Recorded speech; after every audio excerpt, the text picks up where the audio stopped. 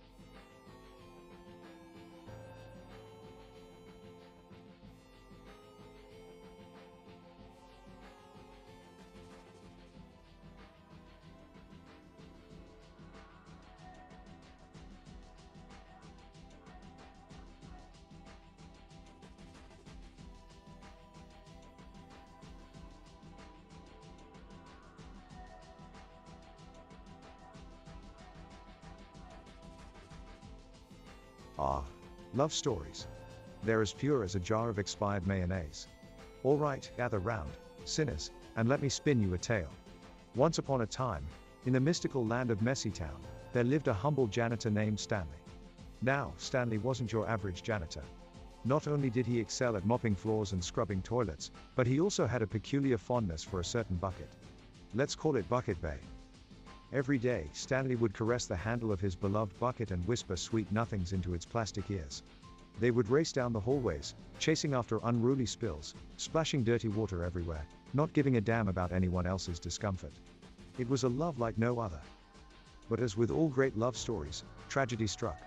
One fateful day, the evil custodian supervisor, Mr. Cleanse, discovered Stanley's forbidden romance. He jealously ripped Bucket Bay from Stanley's grasp, threatening to toss it in the incinerator. But our plucky janitor wasn't about to let his love be extinguished. He rallied the other janitors, forming the Bucket Brigade, with mops held high and They fought valiantly, using their cleaning supplies as makeshift weapons, against Mr. Cleanse and his minions. In the end, love triumphed over bleach-scented oppression, and Stanley was reunited with Bucket Bay.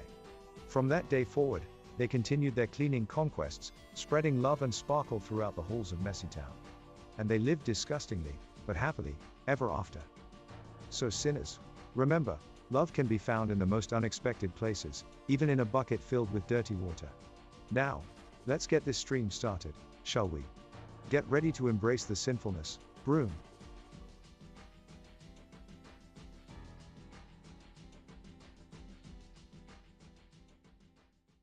Spotlight please. There we go. Hey sinners.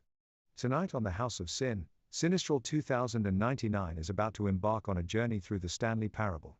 It's a mind-bending, fourth-wall-breaking game where you play as Stanley, an office worker who experiences a series of bizarre events and existential choices. But beware, sinners, because your choices have consequences. No spoilers, no backseating, just sit back, relax, and enjoy the chaos as Sinistral 2099 unravels the mysteries of this quirky adventure.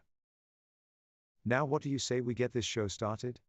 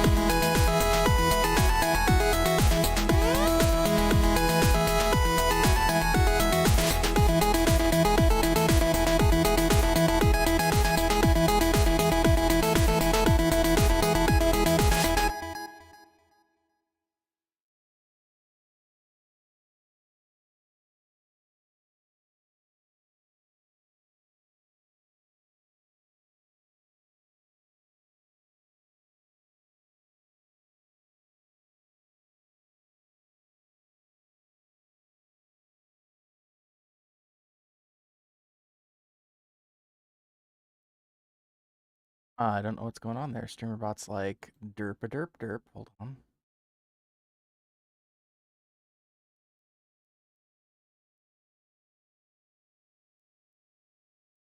I Streamerbot all of a sudden my game screen button didn't work and I don't I know exactly why. I know exactly why. Hold on.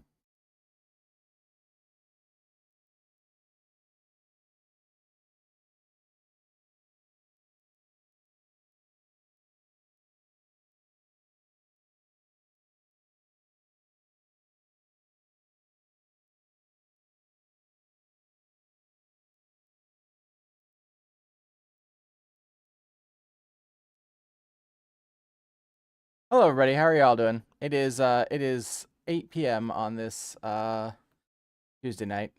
Petra, I cannot believe that you came up with Bucket Bay, or I guess you didn't come up with it, but you know what I mean. Like, how? How in the universe did we arrive at Bucket Bay? Cool. It unpaused the cues like it was supposed to. That's what I needed to know. All right.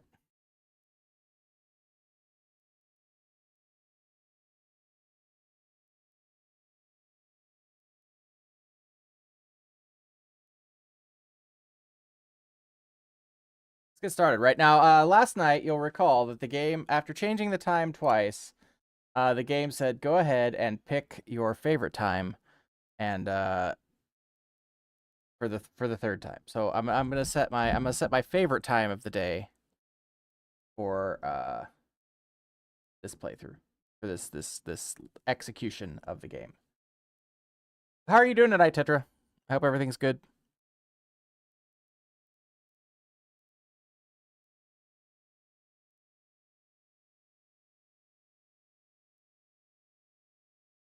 Developed by Crows.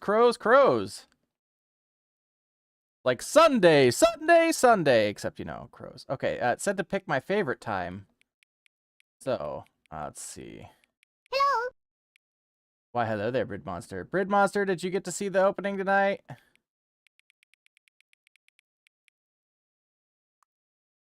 My favorite time, everybody. I know you're shocked. Ah, 4:20 p.m., your favorite time of day. Or could you simply not resist giving me the correct time again? After all, I know how much you enjoy setting the time correctly. Okay, now I'm curious how accurate 4:20 p.m. is. Let's use another slider to find out. How accurate is 4:20 p.m.?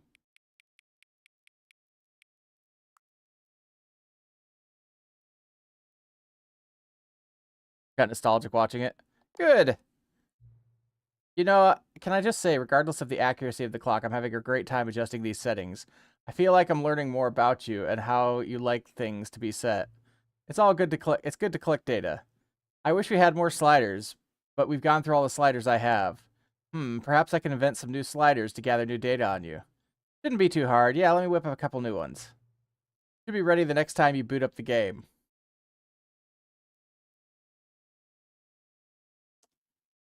Okay. How are you doing, Brid?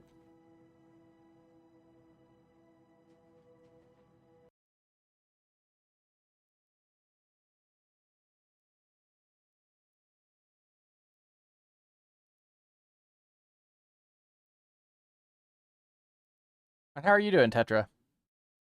I never did get an answer earlier. Of a man named Stanley. Stanley worked for a company in a big building where he was employee number 427. Employee number 427's job was simple. He sat at his desk in room 427 and he pushed buttons on a keyboard. Orders came to him through a monitor on his desk, telling him what buttons to push, how long to push them, and in what order. This is what employee 427 did every day of every month of every year. And although others might have considered it soul-rending, Stanley relished every moment that the orders came in, as though he had been made exactly for this job. And Stanley was happy. And then one day, something very peculiar happened. Something that would forever change Stanley. Something he would never quite forget. He had been at his desk for nearly an hour when he realized that not one single order had arrived on the monitor for him to follow. No one had showed up to give him instructions, call a meeting, or even say hi. Never in all his years at the company had this happened, this complete isolation. Something was very clearly wrong. Shocked, frozen solid, Stanley found himself unable to move for the longest time. But as he came to his wits and regained his senses, he got up from his desk and stepped out of his office. All of his co-workers were gone. What could it mean? Stanley decided to go to the meeting room. Perhaps he had simply missed a memo. No matter how hard Stanley looked, he couldn't find a trace of his co-workers. Still no input computer that I'm seeing. There were 4. The reason why I'm checking is because there were 4. Oh, it's roped off now. Really? There were 4 spaces for input, and I've only filled in 2. So I really want to see what happens when you get all 4 filled in.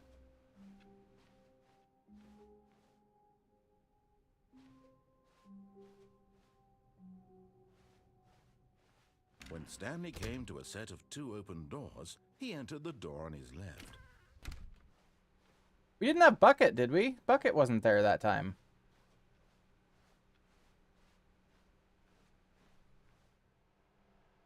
Yet there was not a single person here either. Feeling a wave of disbelief, Stanley decided to go up to his boss's office, hoping he might find an answer there.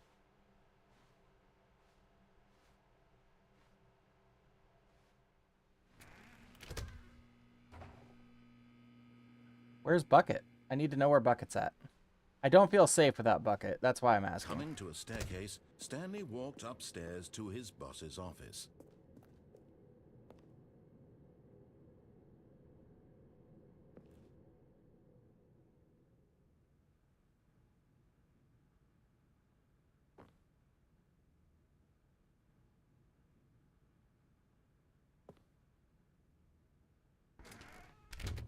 Damn it.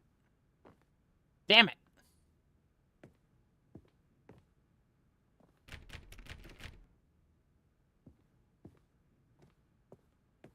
Stepping into his manager's office, Stanley was once again stunned to discover not an indication of any human life. Shocked, unraveled, Stanley wondered in disbelief who orchestrated this. What dark secret was being held from him? What he could not have known was that the keypad behind the boss's desk guarded the terrible truth that his boss had been keeping from him. And so the boss had assigned it an extra secret PIN number, 2845. I was going to get there eventually. But of course, Stanley couldn't possibly have known this. Yet incredibly, by simply pushing random buttons on the keypad, Stanley happened to input the correct code by sheer luck. Amazing. He stepped into the newly opened passageway.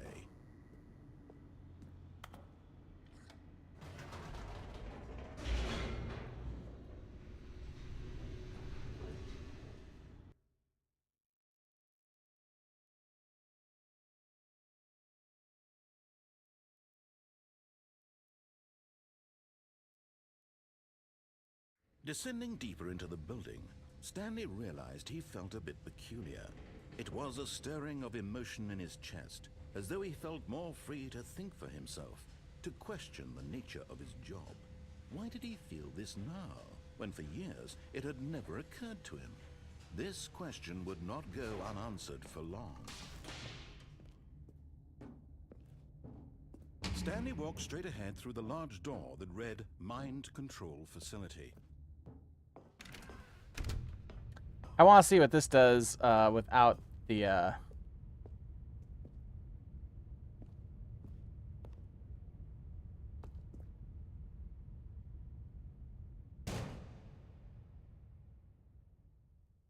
Aha!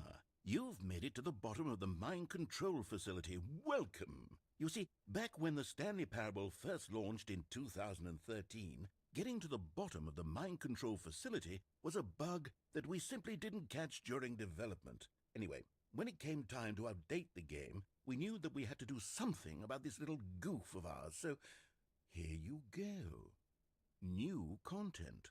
You can call it the bottom of the mind control room ending, if that enhances your perception of the value of these updates. Isn't that what you crave? New content? Yes. Always more content, more Always content, more content. More. And I'm here to give it to you. I'm here to make it seem like we really covered every nook and cranny of the game with secrets and Easter eggs. How about this? We wrote a new piece of music just for this section. You won't hear it anywhere else in the game. It's a secret that's just for you. That's how special you are. We call this track, Good Job You've Made It to the Bottom of the Mind Control Facility. Well done.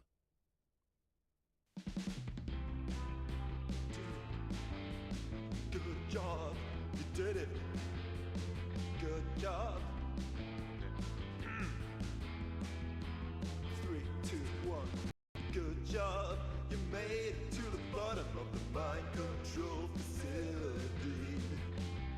jumped on the catwalk. You should have been careful, you should have been careful.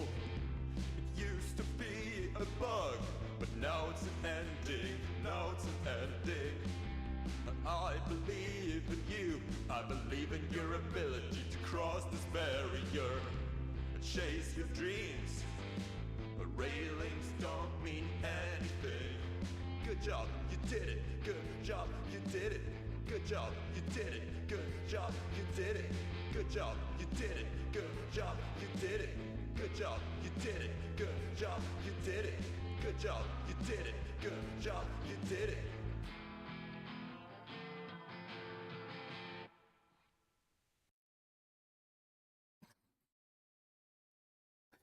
Ah, this game.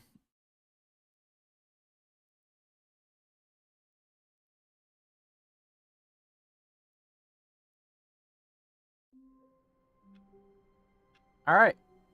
Well, we're back. All of his co-workers were gone.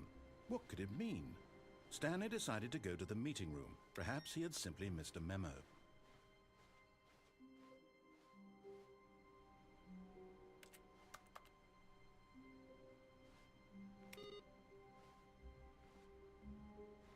The rope's gone this time. Oh, Bucket's back! Not everyone is Hi, so Bucket. lucky to have a bucket, but Stanley is a very lucky fellow. Hey, there it Very is. Lucky indeed. See, now, I had 2 of those filled up yesterday. Grr.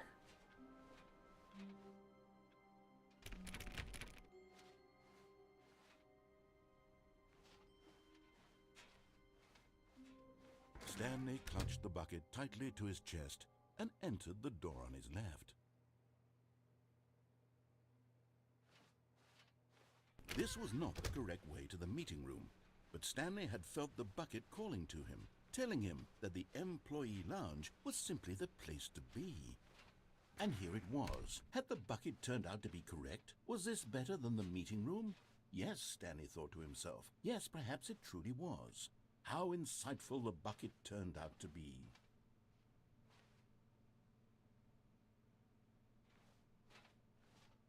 No, never mind. The bucket was wrong. Stanley took the door on his left to go back to the meeting room. And so the two of them detoured through the maintenance section and walked straight ahead to the opposite door.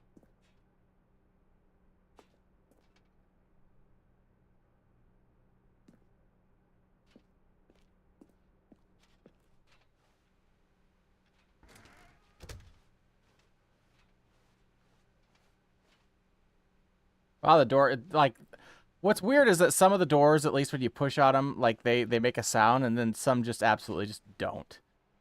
Still no one was here. Stanley needed the bucket's warmth and comfort now more than ever. Perhaps his boss's office was where he'd find answers.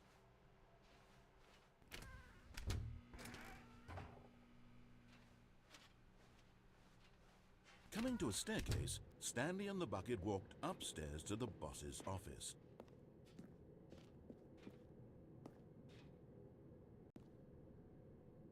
Hey, Adra, how are you doing?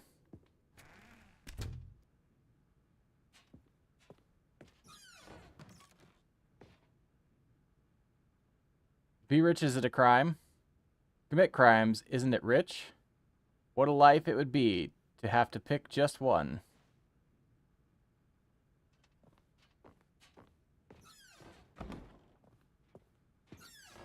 Oh, I can go in this time. Okay, cool.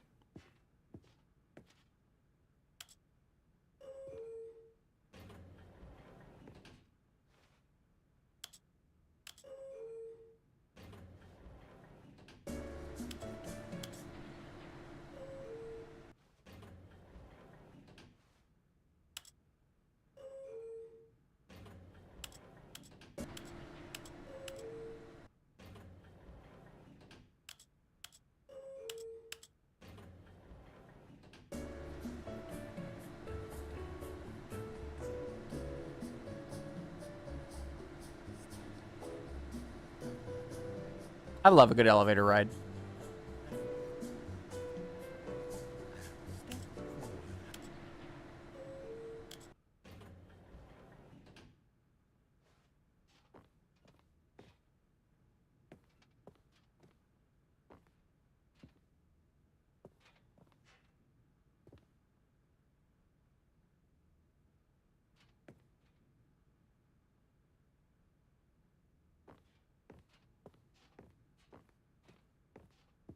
Stepping into his manager's office, Stanley was once again stunned to discover not an indication of any human life. Crushed by the weight of this revelation, Stanley may have broken down into an emotional dumpster fire if not for the soothing presence of the bucket. Even now, in his darkest of hours, but Stanley guessed the correct code by sheer luck. Was it that the bucket knew all along? Was the bucket guiding him? Clearly bucket. Yes, this is certainly the most logical explanation.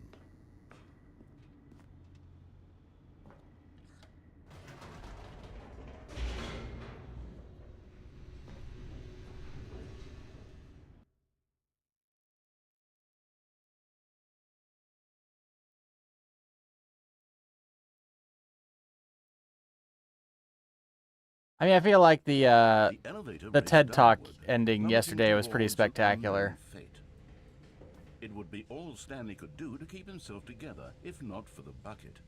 Soothing him, comforting him, reassuring that in this darkest moment of uncertainty, The realization he would of, be all like, right. pressing 3 or The something bucket was is what it was with you, called. God, I Stanley. can't remember. Everything So good, will though. be fine. Stanley and the bucket walked straight ahead through the large door that read, Mind Control. Although this passageway had the word escape Good night, Brid. written on it, Thanks for the stopping truth by. was that at the end of this hall, Stanley and the bucket would both meet a violent You know, I do want to point out, Brid, just because The door behind them my was mother not just shut. turned Stanley and the bucket still had every opportunity to turn just around turned- and get back on track. well, I better not say. Anyhow, let's just say she's more than like double your age, Brid, and she stays up until, you know, 3 a.m.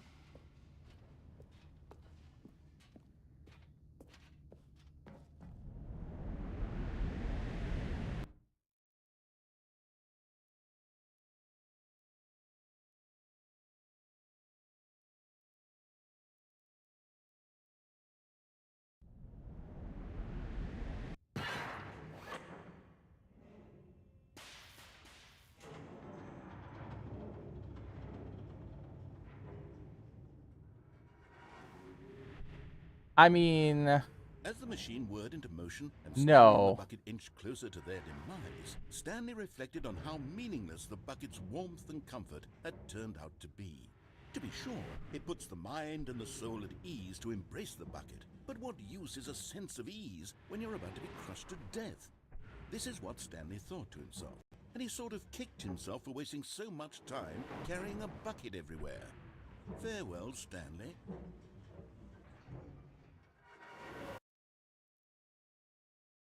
Farewell, Stanley, cried the narrator, as Stanley and the bucket were led helplessly into the enormous metal jaws. I love how they In had a dual single narration visceral for instant, everything with the The bucket. bucket's life came to an end, as it was crushed violently to death.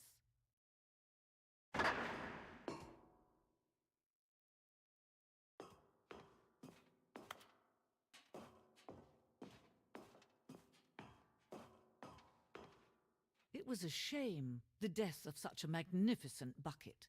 It's true that all buckets are radiant in their own way, but this one stood above the rest. It was a glorious bucket to behold. Welcome to the grand exhibit. You are standing at the precipice of knowledge, much like a bucket itself. The human mind is frequently empty within a cavernous void, but through use of the exhibit in front of you, the mind becomes full, enriched, and substantiated. Knowledge of the bucket and its history is the only true knowledge we really have. Will you take what you learned here out with you into the world? Will you accept with an open mind that may be challenging about the information in this exhibit? Will you change the lives of yourself and your loved ones as a result of this exhibit? Or will you turn a blind eye and continue to live as you were, in ignorance and darkness?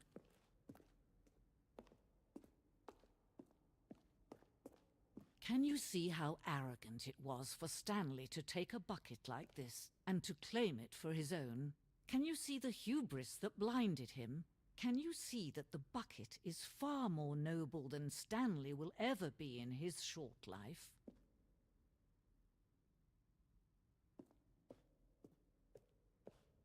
A bucket with 2 handles. This bucket is depicted as having 2 handles. Such a design has never been created in real life. having been deemed too dangerous and recklessly experimental. Every year, dozens are put to death just for attempting it.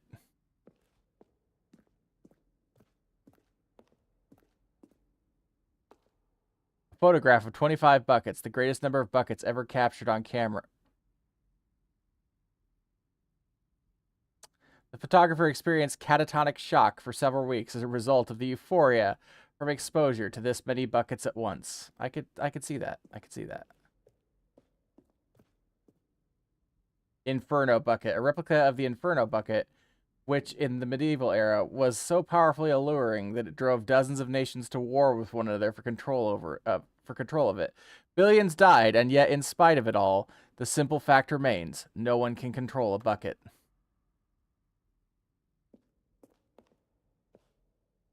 The stress bucket, an analogy: worrying, negative forecasting, negative thinking, lack of reassurance. Coping strategies equals holes. Presented without commentary.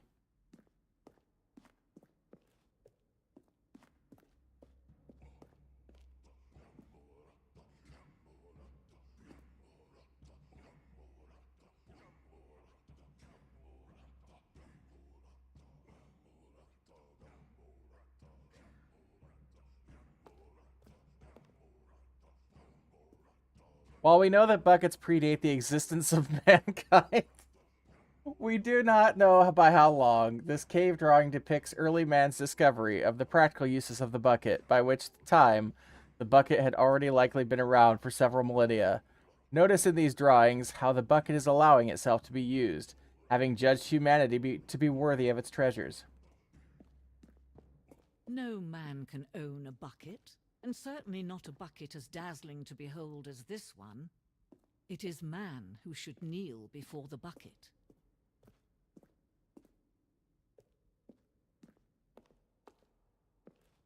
The hanging bucket.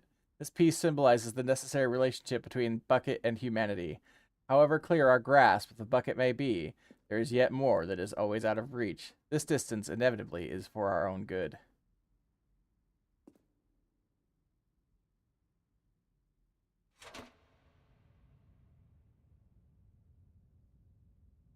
But there is something we can do. Something we can do together, you and I, that will right this terrible wrong. Let Stanley die. Let him be crushed by the machine. Don't reset the game. Don't give him another opportunity to run off with another beautiful bucket. We can save the world's buckets from their treatment as tools and implements if only we let Stanley die together. The bucket shall take its place as ruler, as leader, as commander of a new world, a new vision.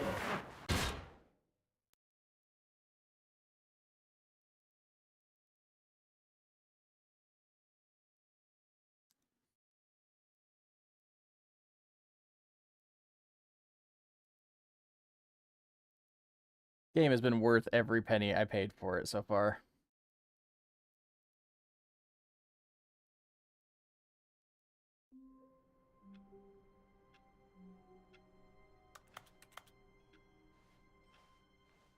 All of his co-workers were gone. What could it mean? Stanley decided to go to the meeting room. Perhaps he had simply missed a memo.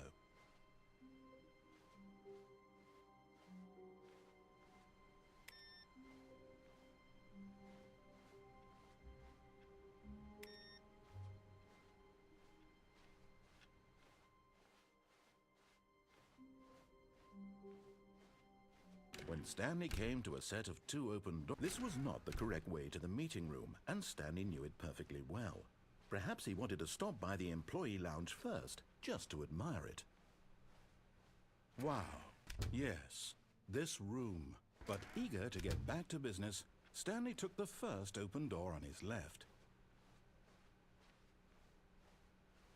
Stanley was so bad at following directions, it's incredible he wasn't fired years ago.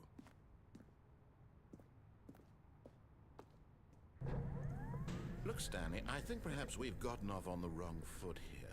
I'm not your enemy, really, I'm not. I realize that investing your trust in someone else can be difficult, but the fact is that the story has been about nothing but you all this time. There's someone you've been neglecting, Stanley. Someone you've forgotten about. What? Really? I was in the middle of something. Do you have zero consideration for others? Are you that convinced that I want something bad to happen to you? Why, I don't know how to convince you of this, but I really do want to help you, to show you something beautiful. Look, let me prove it. Let me prove that I'm on your side. Give me a chance. Now listen carefully, this is important. Stanley walked through the red door. Aha, perhaps you misunderstood. Stanley walked through the red door. I still don't think we're communicating properly. Stanley walked through the red door. All right, fine, go ahead, Stanley. You want to know so badly what's out there? You want to find out what lies at the end of this road you've chosen? Well, don't let me stop you.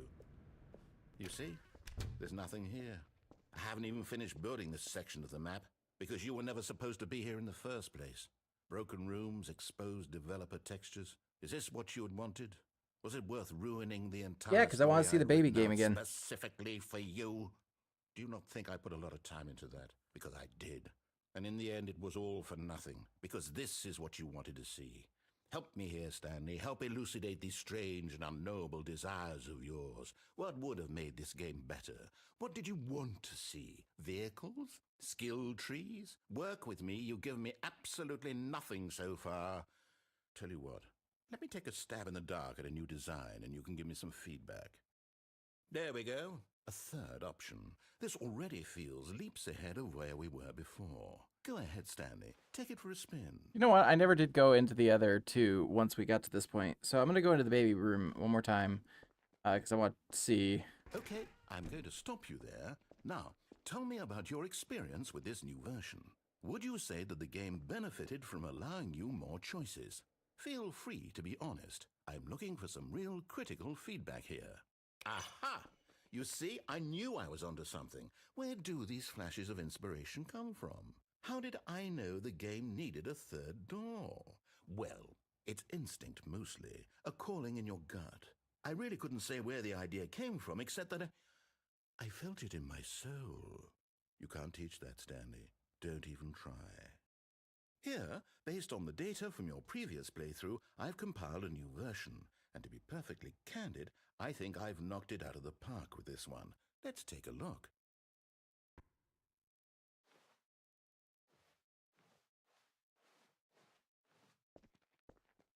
Now, would you say that competitive leaderboard helped you feel motivated to keep walking through doors? Again, honest answers, please.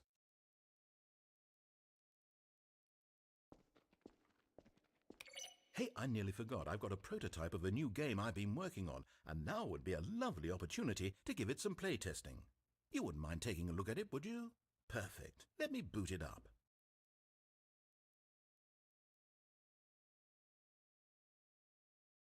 In this game, the baby crawls left. All right. Do I save the baby or kill the baby? The button to move him back to the right. Very important And question. when he reaches the fire, you fail.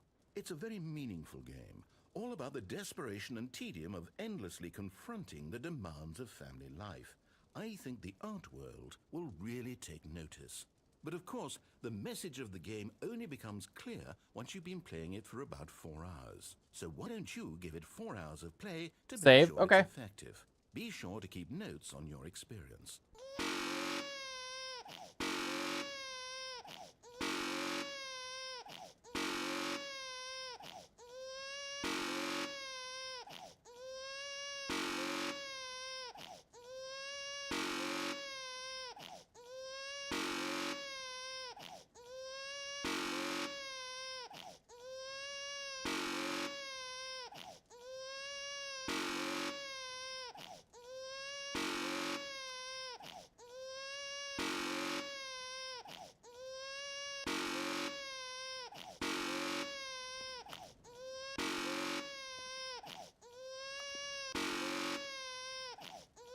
Don't have any other options. Keep saving. Okay.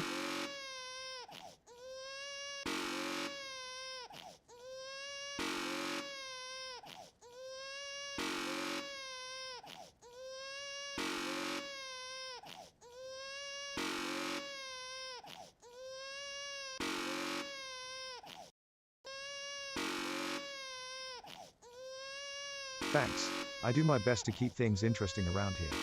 Got to keep those sinners entertained, right? So what can I do for you today, Tetrally? Need help sinning in style or just here for some devilishly good conversation?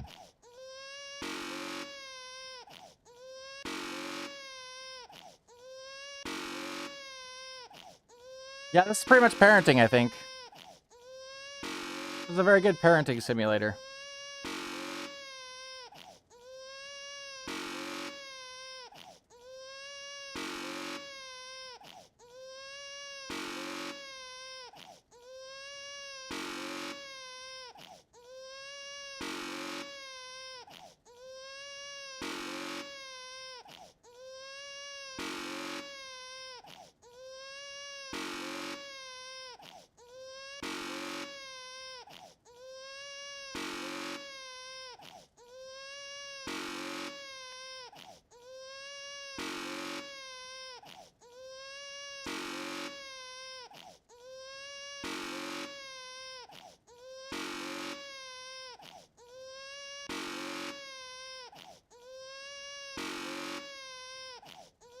I'm assuming there's an ending if you save it enough times.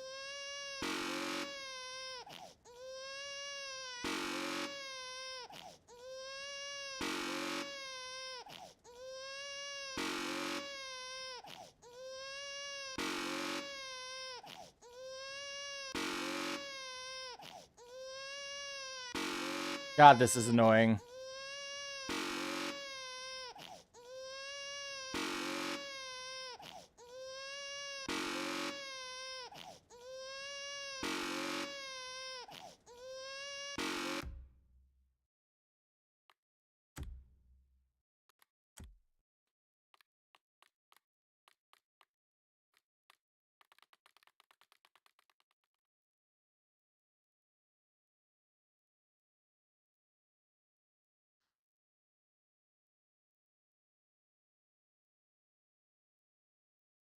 That's better.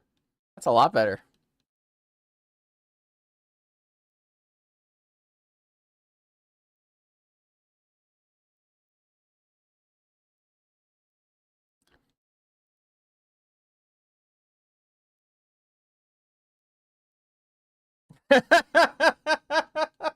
Right. Yep. Yep.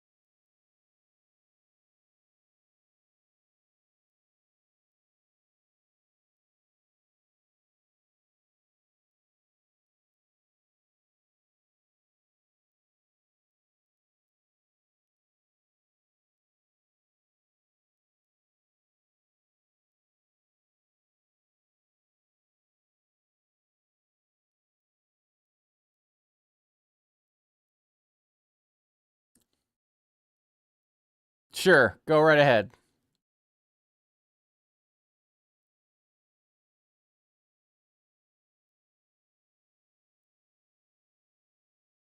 Because I know he mentions like 4 hours, and I'm not doing this for 4 hours. I'm just not.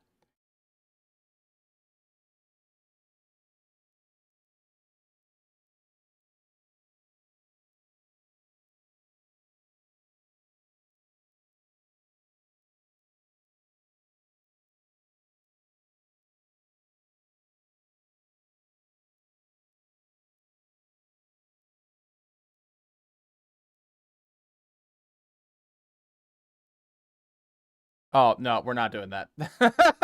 Nope.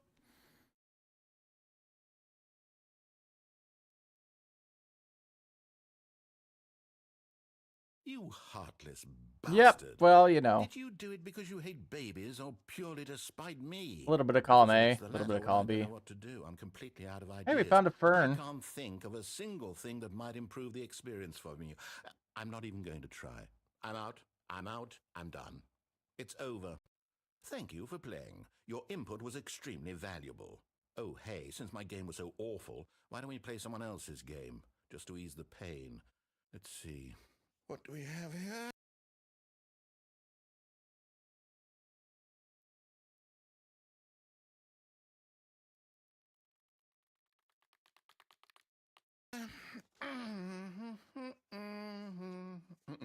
Yes, this seems like it'll work. Let's give it a shot.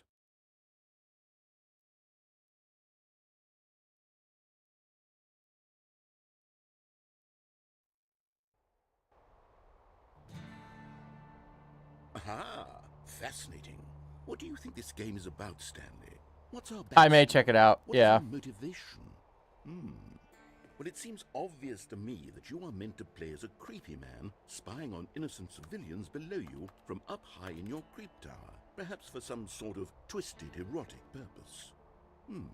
Yes, that must be it. What a fascinating venture into the experience of total mental depravity. So far, I love everything about this game, Stanley, and it seems there's even more. Come, let's venture outward and see what else is out there. I couldn't do that for 4 hours. I just can't. It's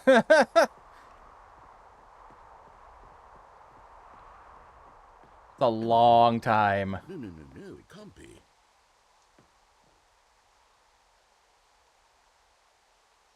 It is. It's an open world game. Good God, quickly block it off.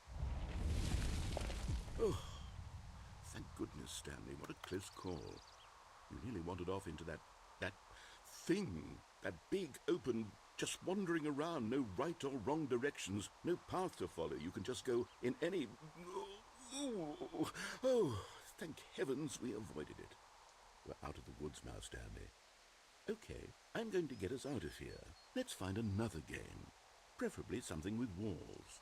Something with nice, big, insurmountable walls. Okay, I think this will be just the thing.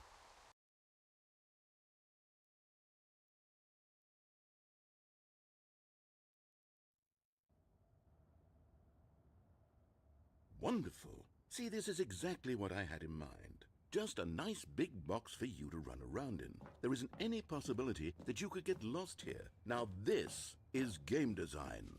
Stanley, if you manage to get lost in this game, I will be phenomenally impressed.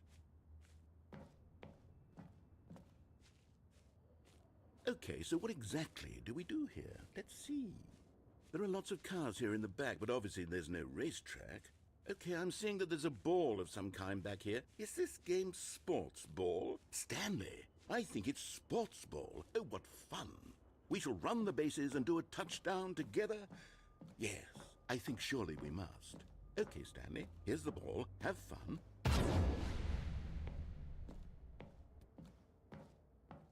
Hold on. What are you doing? Sports go sports.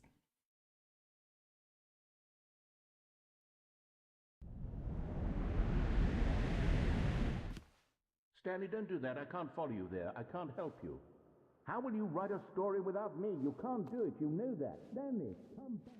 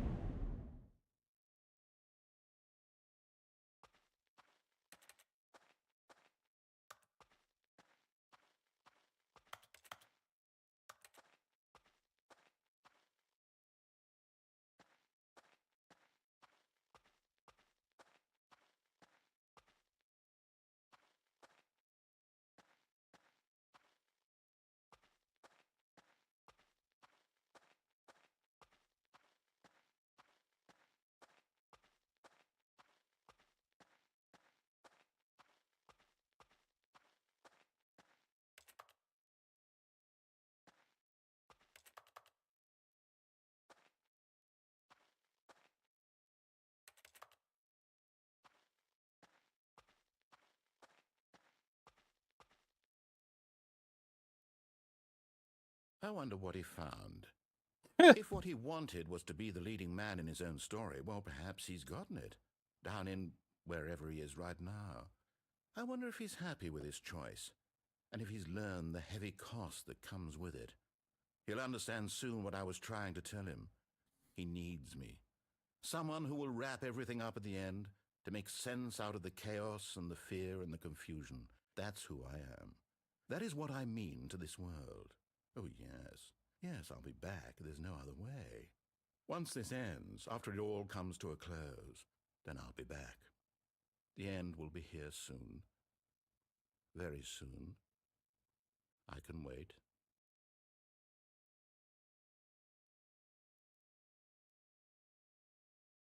Apparently there is a second keypad code, by the way.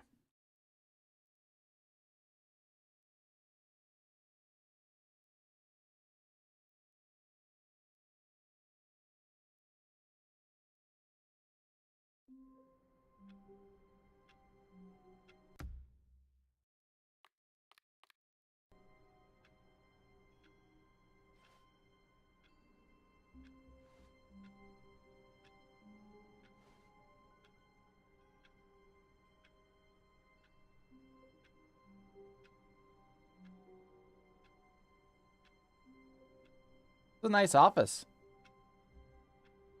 A little cramped. Got the filing cabinets over here and whatnot.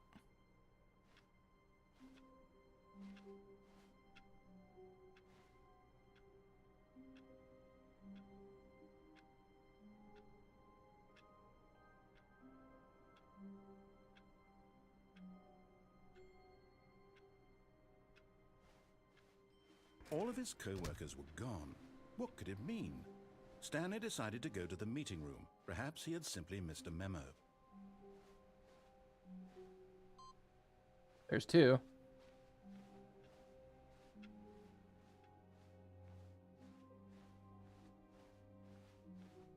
When Stanley came to a set of two open doors, he entered the door on his left.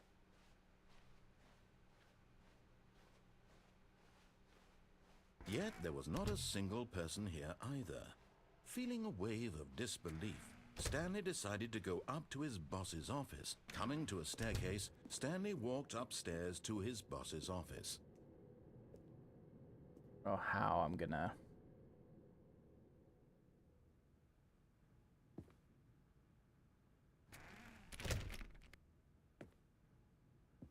Okay.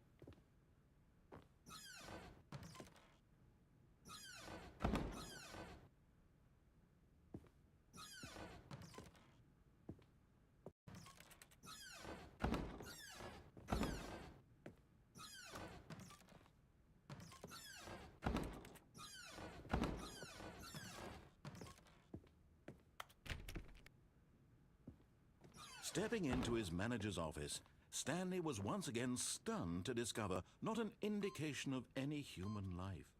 What could it mean? Stanley wondered aloud to nobody. He began wildly tearing through papers on the boss's desk, pulling books off the shelf, looking behind paintings, desperate for clues to his situation.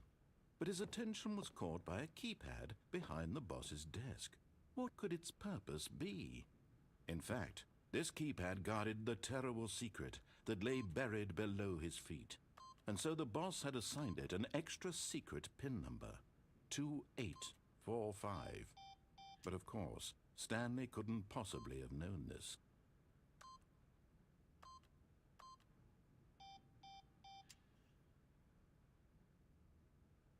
Stanley just sat around twiddling his thumbs.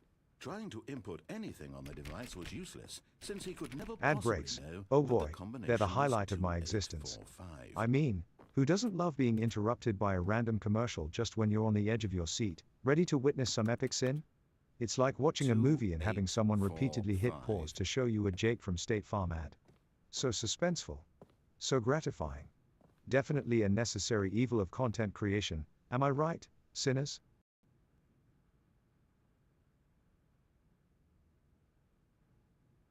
Forgot, but it turns out that the panel's emergency override kicked in, and the door just opened all by itself. And Stanley got the hell along with the story. Oh, shit. Whoop-de-doo. Okay. Alright, fine game.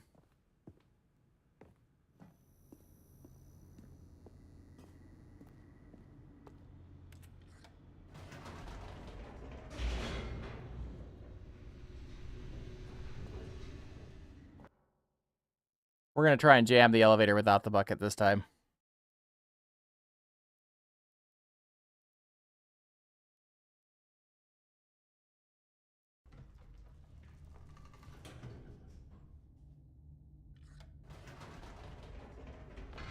Whoops. Nope. Never mind. Stanley actually got back into the elevator and went back up. Silly me. Why did Stanley do that when he knew that it would just lead back to his boss's office? Well, that's a great question. I just can't wait to find out.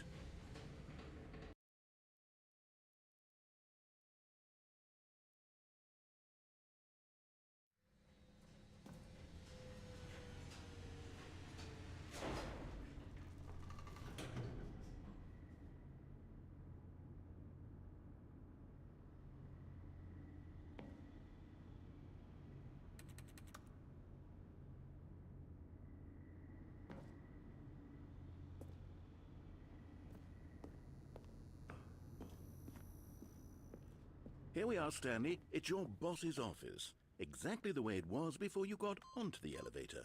It's still just exactly what it is. What a decision you've made to come up here and look at the office again.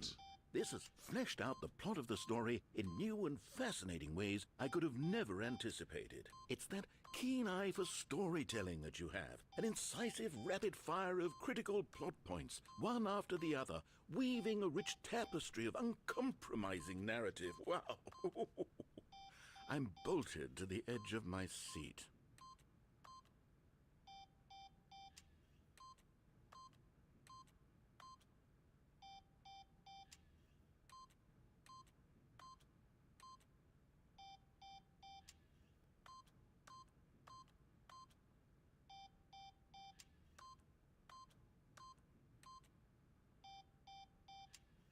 Right, we've got an ad break coming up in 1 minute. I'm just going to keep pushing in 8s.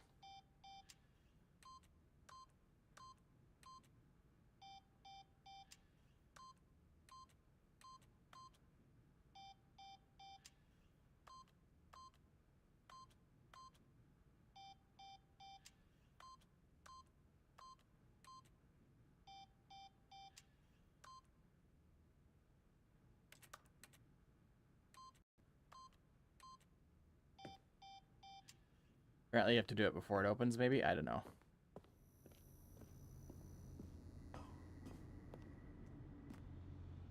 Incredible. Now he's getting back into the elevator and going down again. Ladies and gentlemen, how does he keep coming up with all of this? Genius. That's how.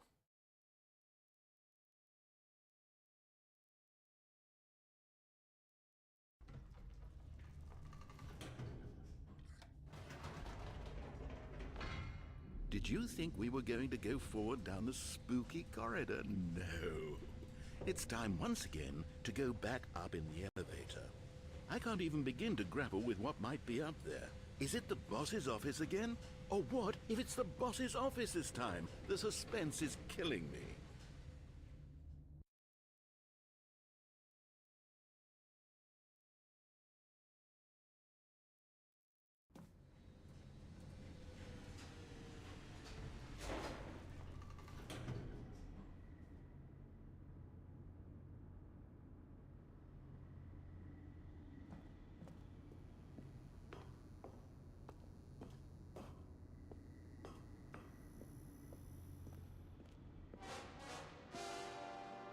Oh my God, it's the boss's office.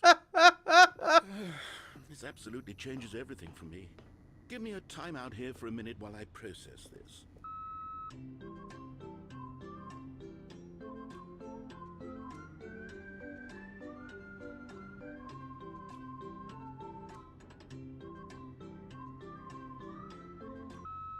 Okay, I'm ready. I'm prepared to embrace this stunning revelation and to move forward with... No! No, wait! No! I need more time to process.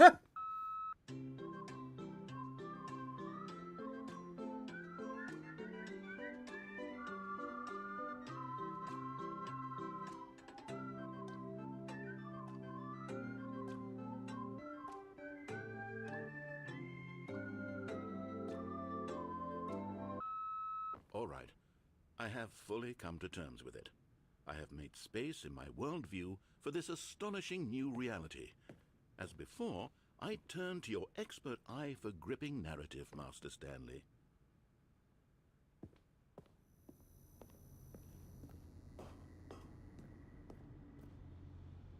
Of course. Going back down in the elevator. How did I not anticipate it? I mean, sure, now it's obvious, but you have to understand that 30 seconds ago, this kind of thing had never been attempted before. I had no frame of reference to even anticipate it. That's just how revelatory Stanley's decision-making is. A breath of fresh air in a landscape of storytelling that has grown stale and repetitive.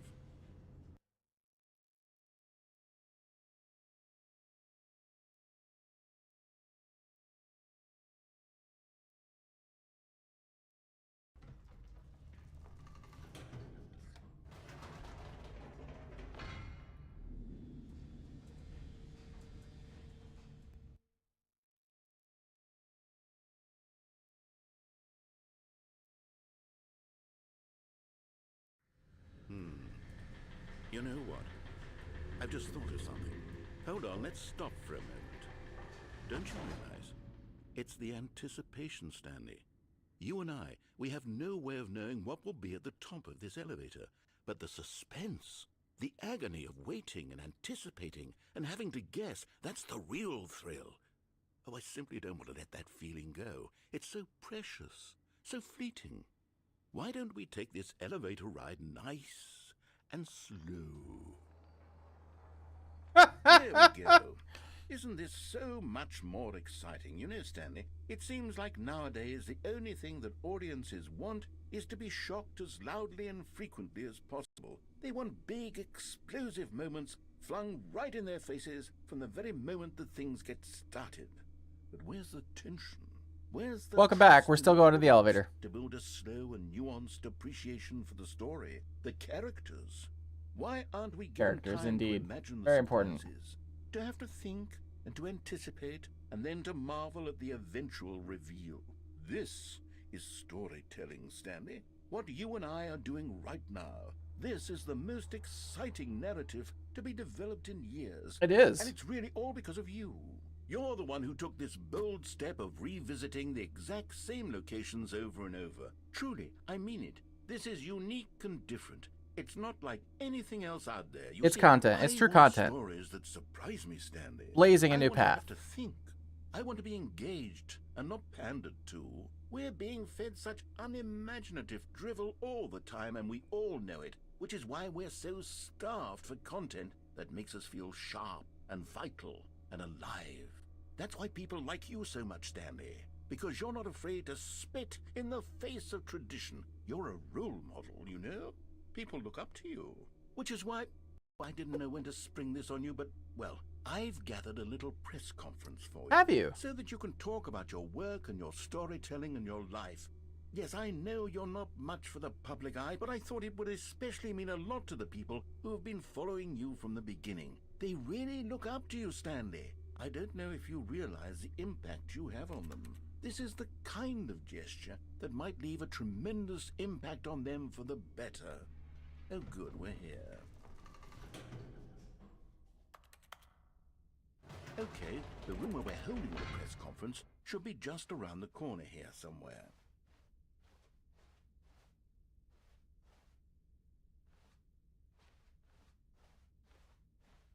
Ah, yes, here it is, just through this door.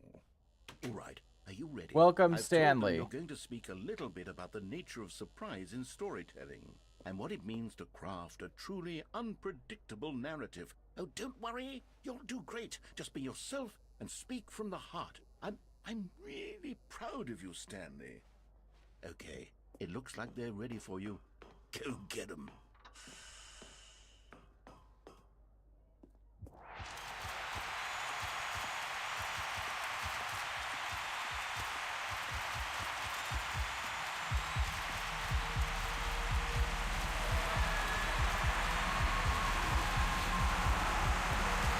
Down, then up, then down, then up, then down, then up, then...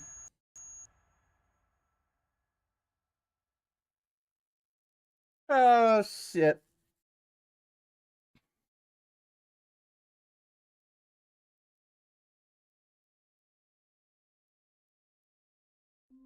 Tetra, had you played this game previously? I'm curious. All of his co-workers were gone. What could it mean? Stanley decided to go to the meeting room. Perhaps he had simply missed a memo. No matter how hard Stanley looked, he couldn't find a trace of his co-workers.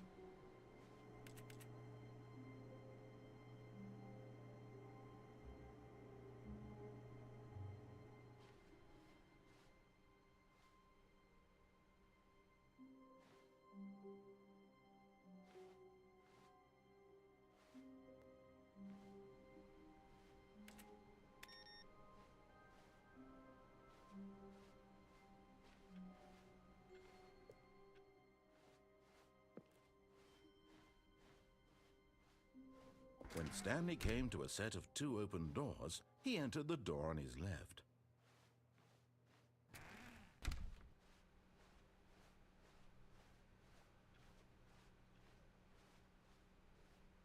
Yet there was not a single person here either. Feeling a wave of disbelief, Stanley decided to go up to his boss's office. Coming to a staircase, Stanley walked upstairs to his boss's office.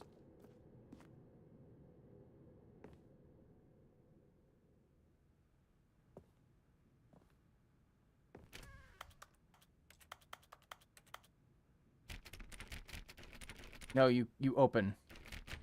You open back up.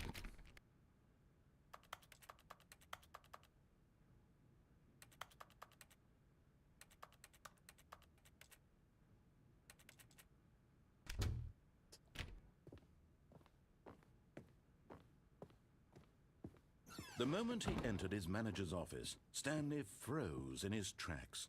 Not a living soul anywhere. Could he really be all alone? This was too much for Stanley to take. Too much for any man to take.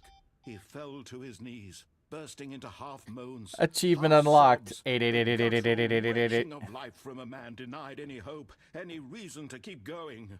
Here on the floor, he lay prone, paralyzed by fear for nearly a full hour. But when at last he began to move about and survey, Stanley was in such a rush to get through the story as quickly as possible, he didn't even have a single minute to just let the narrator talk. That kind of anxiety isn't healthy, so he relaxed for a few moments. Oh, come on now. Age music.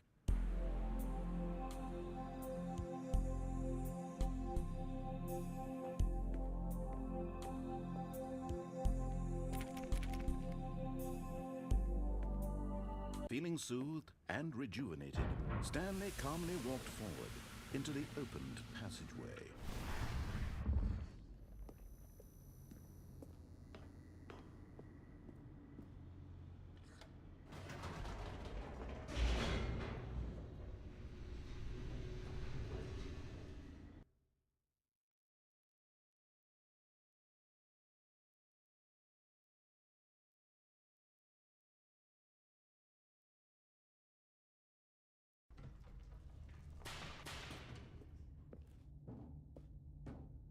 Stanley walked straight ahead through the large door that read Mind Control Facility.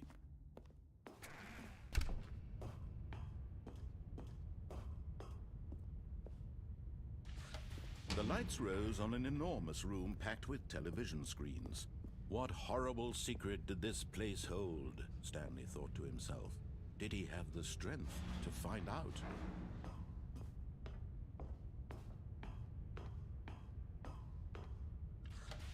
Now the monitors jumped to life, their true nature revealed. Each bore the number of an employee in the building, Stanley's co-workers. The lives of so many individuals reduced to images on a screen, and Stanley, one of them, eternally monitored in this place where freedom meant nothing.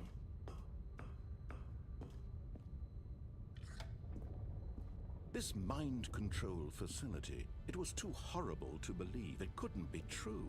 Had Stanley really been under someone's control all this time? Was this the only reason he was happy with his boring job? That his emotions had been manipulated to accept it blindly?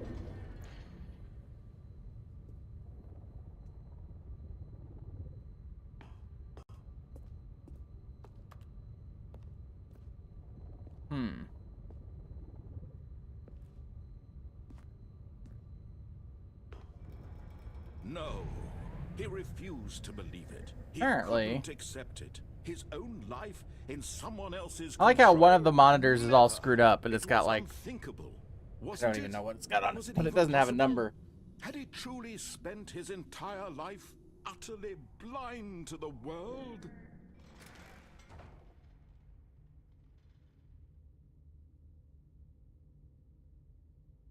But here was the proof.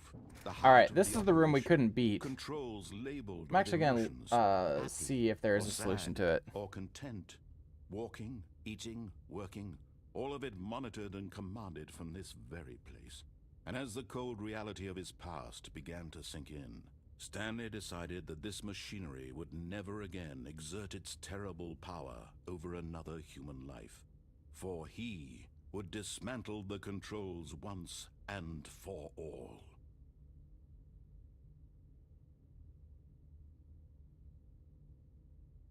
Let's see here.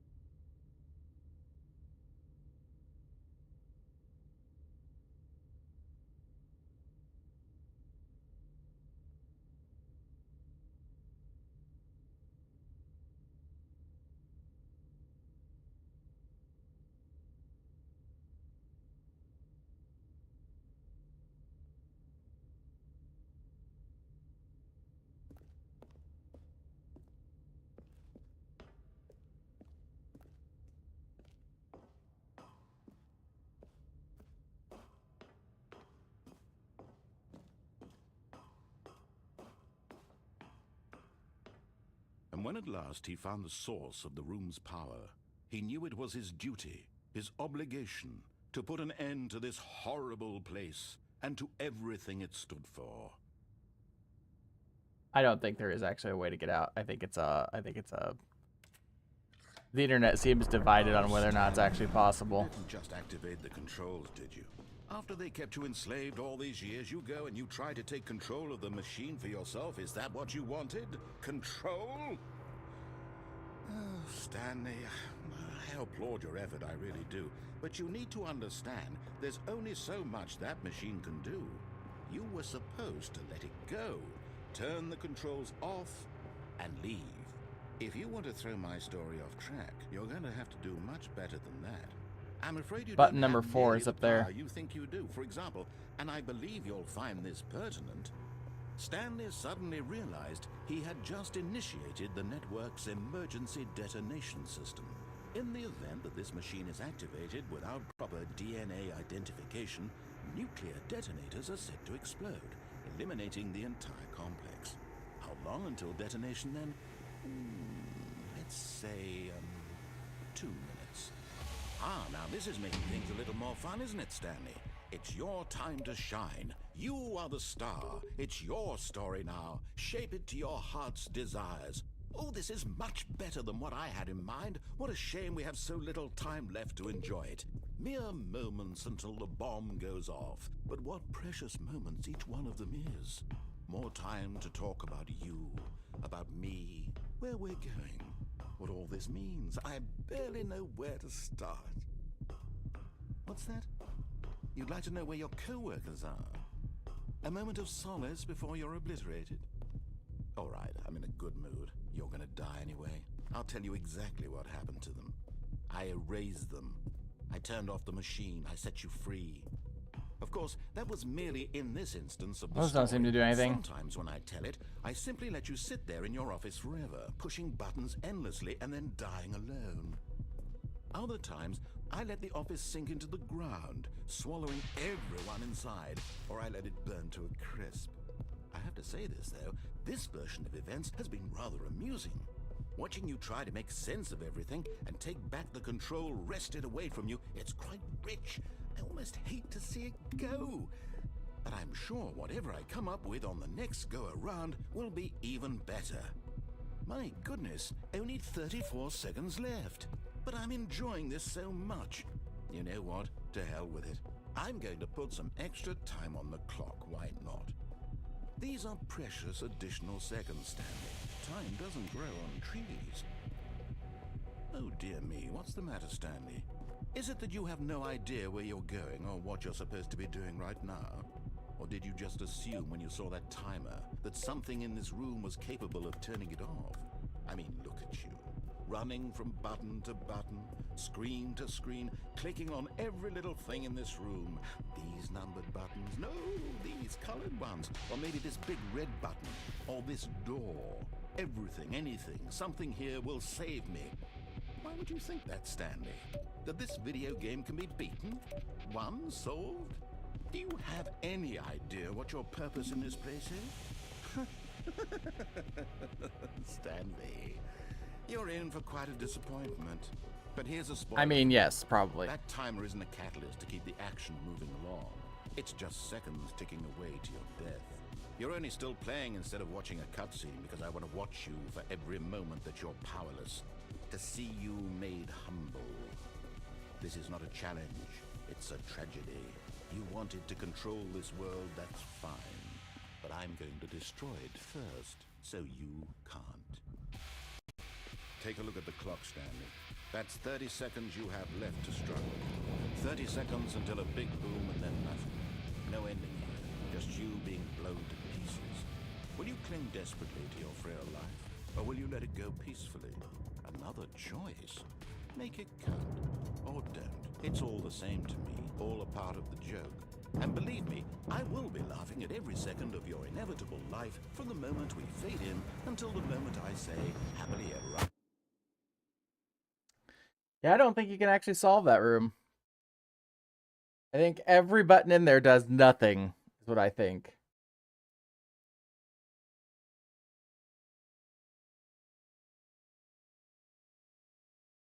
Which would be pretty appropriate, I think, for the game, right? Like, oh, okay.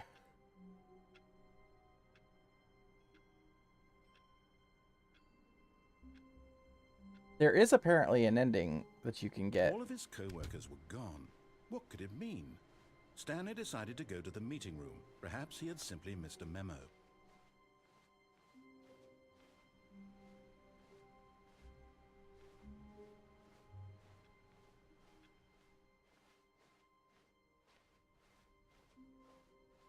We're gonna go the baby route, but we're gonna once we get the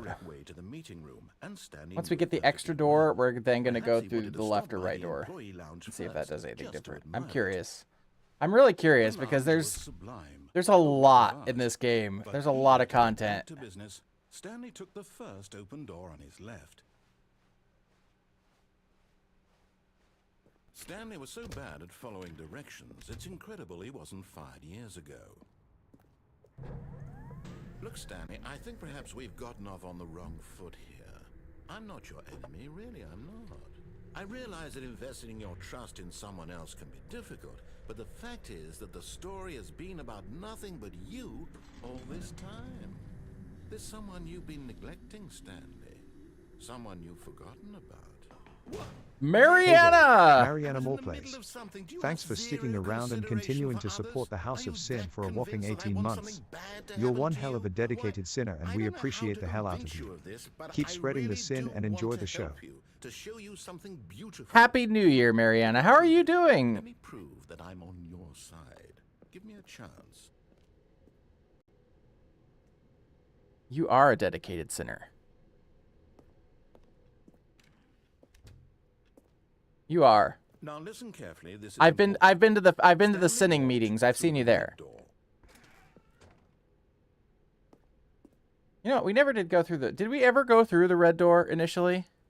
Yes, we did. I remember. Aha. Perhaps you misunderstood.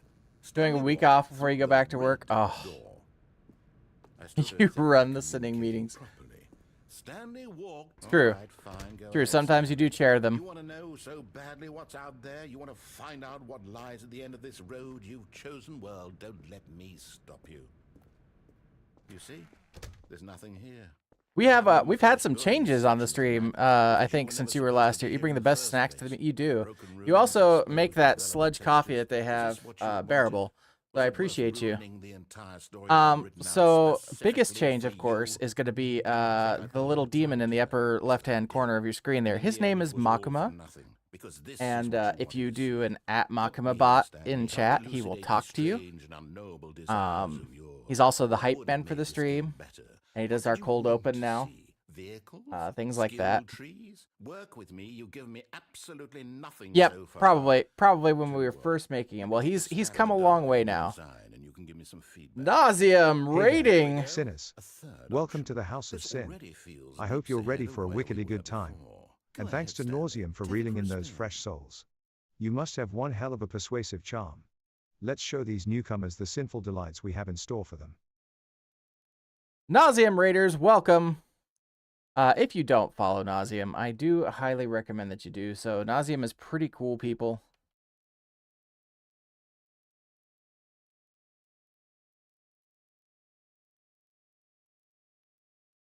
Was.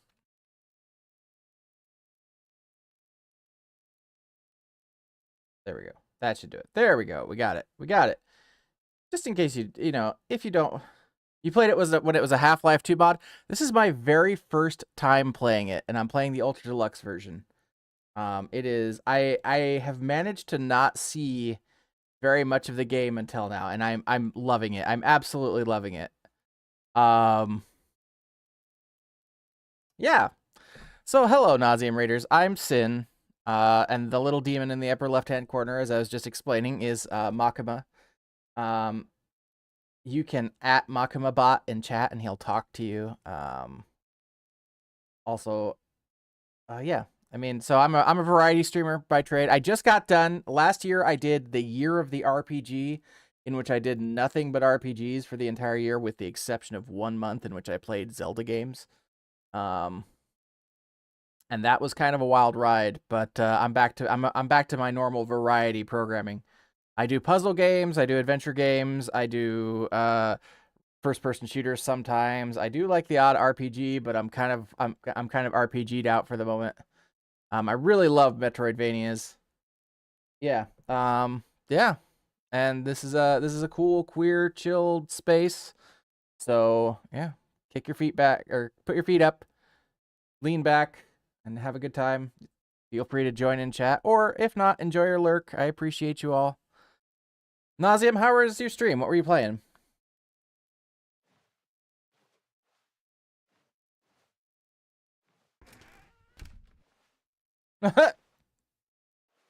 Gotcha. They all lead here. Okay. I'm going to stop you there. I understand now. Tell me about your experience with this new version.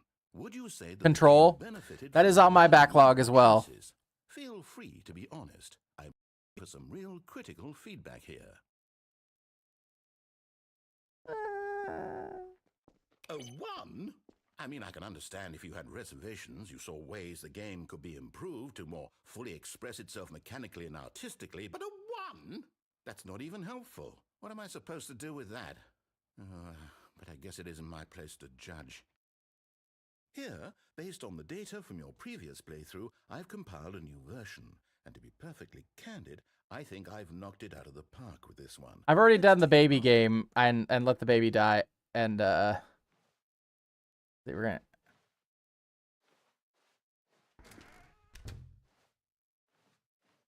Now, would you say that competitive leaderboard helped you feel motivated to keep walking through doors? Again, honest answers, please. Hey, I nearly forgot. I've got a prototype of a new game I've been working on, and now would be a lovely opportunity to give it some playtesting. Why are you wouldn't mind PDF? taking a look at it, What? would you? Perfect. So Let me expensive? boot it up. What?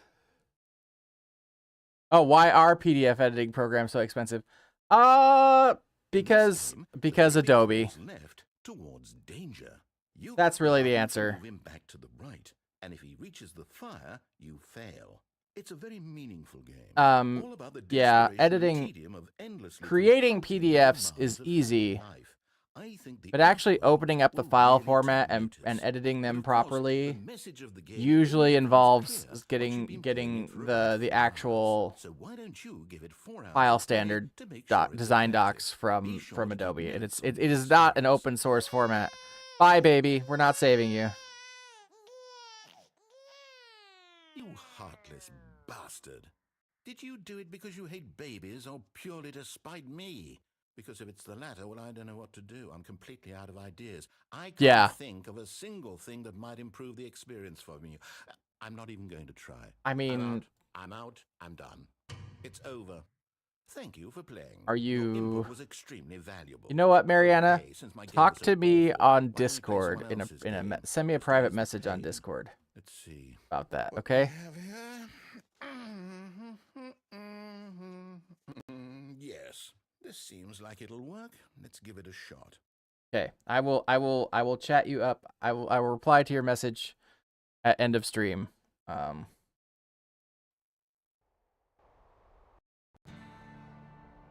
Aha! Fascinating. What do you think this game is about, Stanley? What's our backstory? What is our motivation? Well, it seems obvious to me that you Did you ever beat Dinkums, by the way? Spying on innocent Mariana? civilians below you from up high in your creep. Yeah, I know. Perhaps This for is some sort of fantastic, right? purpose. Yes, that must be it. What a I've never fascinating version of played the Firewatch, experience but I of recognize augmented Firewatch. reality. So far, I love everything about this game, Stanley. And it seems there's even more. Come, let's venture outward and see what else is out there. Getting back into it. I really wish that they had like a console port, to be honest. I understand it's early access, but I would play the shit out of some Dinkums. I haven't played it. I know it. I know it exists. I don't own it. I haven't played it. All right, Naziam. Thanks for bringing the Raiders by again, and I hope you have a good night. Open world game. Good God, quickly block it off. Oh, thank goodness, Stanley. I keep thinking there might be a way to get out of here, but I don't know that there is. Since we can't jump. Just wandering around, no right or wrong directions, no path to follow. You can just go in any... Oh, thank heavens we avoided it. We're out of the woods now, Stanley. Okay, I'm going to get us out of here. Let's find another game.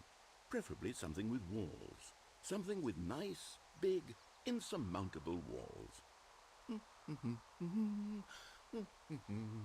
Okay, I think this will be just the thing.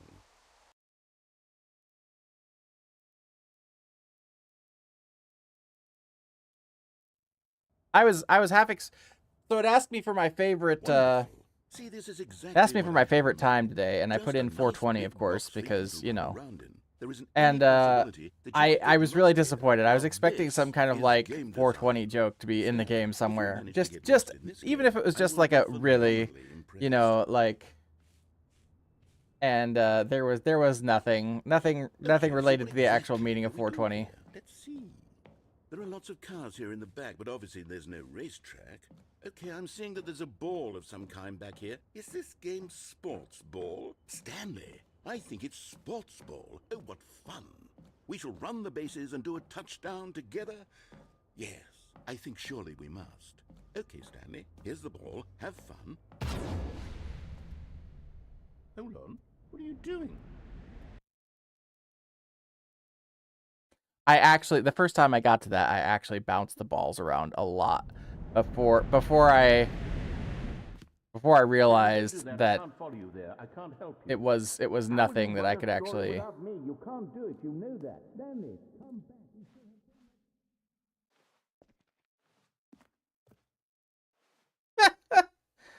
back. Yeah. What do you think of the eggplants, the dual eggplants? Isn't it great?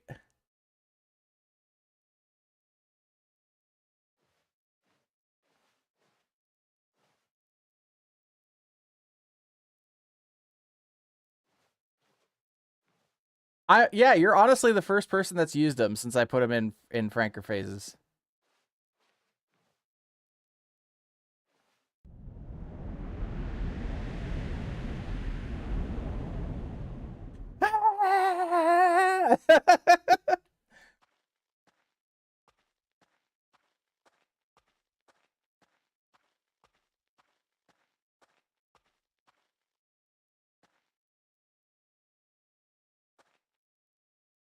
Excellent. Excellent. Well, we've actually got animated emote slots now again because Twitch expanded them. that I don't have any animated slots or any ideas for what to put in them. None whatsoever.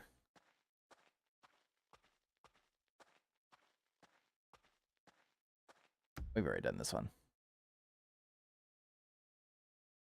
By the way, we are playing the Stanley Parable 2. Starring Stanley. Starring Jim and Bucket.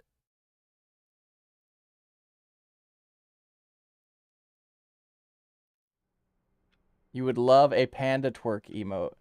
But I feel like Twitch would not be keen on. Listen, there's plenty of butt emotes. Maybe not a panda twerk, but maybe a Makima twerk.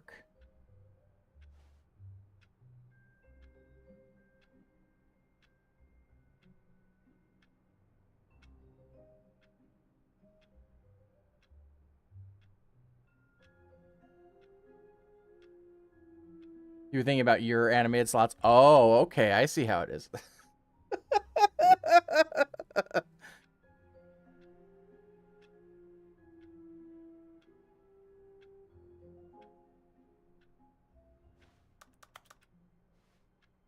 You are the main character. Oh, okay. All of his My coworkers mistake. were gone. What could it mean? Stanley decided to go to the meeting room. Perhaps he had simply missed a memo. Yeah, I mean, maybe. It takes a lot of humility to carry a bucket so magnificent.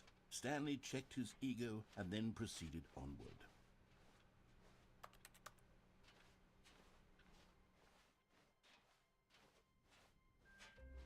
There's one ending that I know exists Stanley that I have pressed the not been able to bucket get tightly yet. to his chest and entered the door on his left.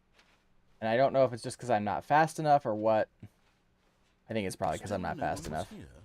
Stanley needed the bucket's warmth and comfort now more than ever. Perhaps his boss's office was where he'd find answers. Coming to a staircase, Stanley and the bucket walked upstairs to the boss's office.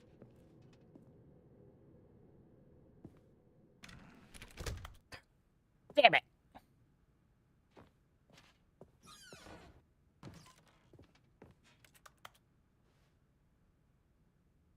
I've got the feeling money's for stealing. Oh, we've seen that one already. Okay.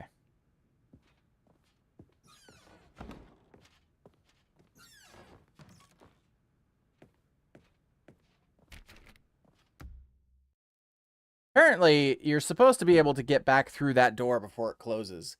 And if you do, there's another exit. There's another ending. I don't know if that's actually true. Somebody told me that last night.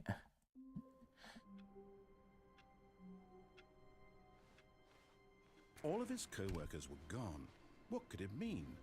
Stanley decided to go to the meeting room. Perhaps he had simply missed a memo. No matter how hard Stanley looked, he couldn't find a trace of his co-workers.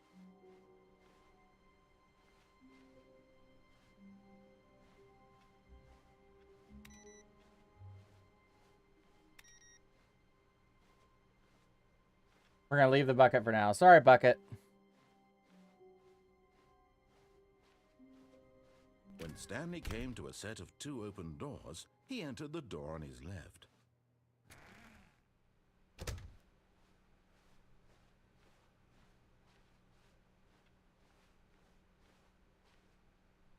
How could I just abandon bucket like that? Yet there was not Probably a it's single for the person best. here Bucket will be either. safe back there. Feeling a wave of disbelief, Stanley decided to go up to his boss's office, hoping he might find an answer there.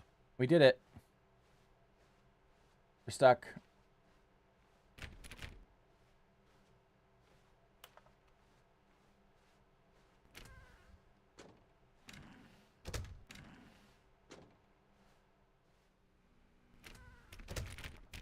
Damn it.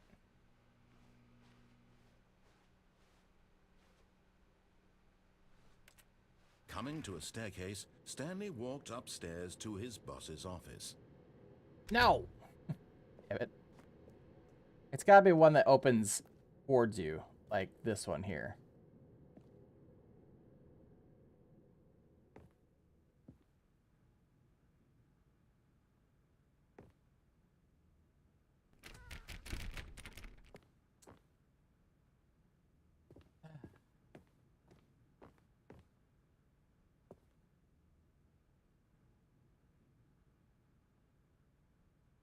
Yeah, because it's an annual subscription. Okay, I think we all know the drill by now. Blah, blah, blah. Dark secrets, the keypad. Stanley pushes some buttons. Oh, hey, look, it's a new passageway. Quelle surprise.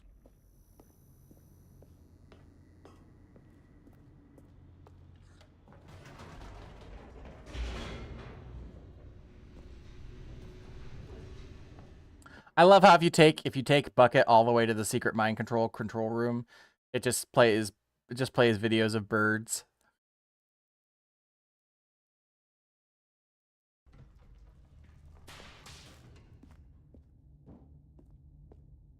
Stanley walked straight ahead through the large door that read Mind Control Facility.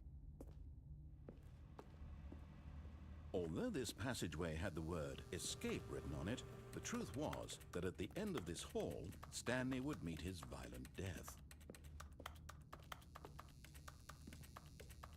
The door behind him was not shut. Stanley still had every opportunity to turn around and get back on track. At this point, Stanley was making a conscious, concerted effort to walk forward and willingly confront his death.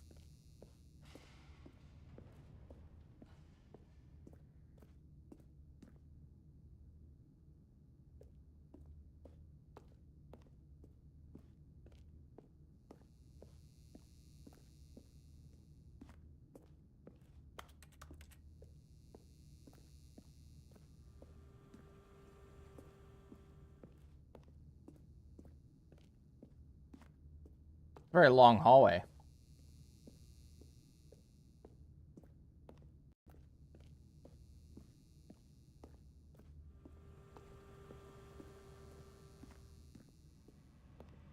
But of course, Stanley thought better of it and realized he simply had too much to live for.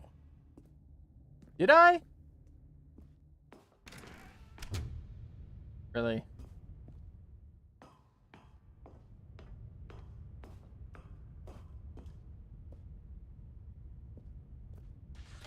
The lights rose on an enormous room packed with television screens. What horrible secret did this place hold? Stanley thought to himself. Did he have the strength to find out?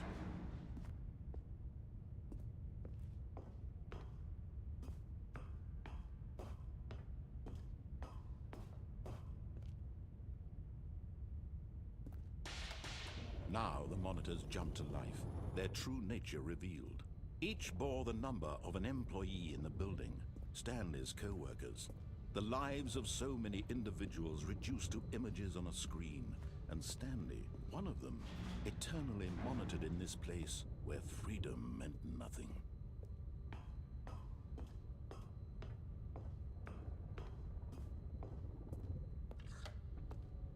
This mind control facility, it was too I'm horrible trapped. to I believe. feel like Could Stanley it could be just true? climb this little Had gate if he Stanley really been wanted under to. someone's control all this time? You know, if we could Was this the only if reason we he could was climb. happy with his boring job? That his emotions had been manipulated to accept it blindly?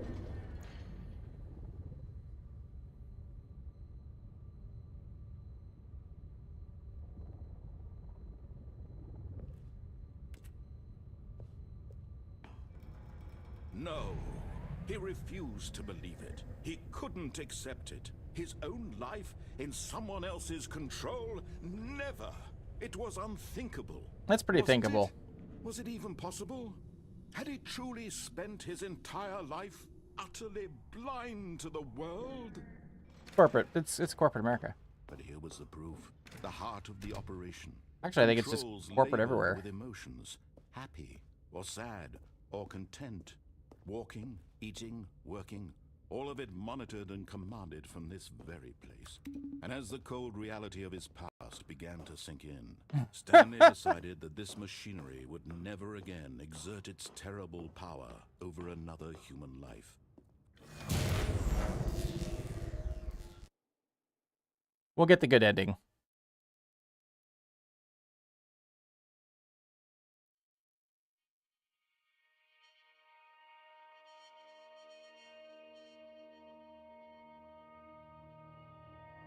Blackness and a rising chill of uncertainty. Was it over? Maybe. It might be over. He had won. He had defeated the machine, unshackled himself from someone else's command. Freedom was mere moments away.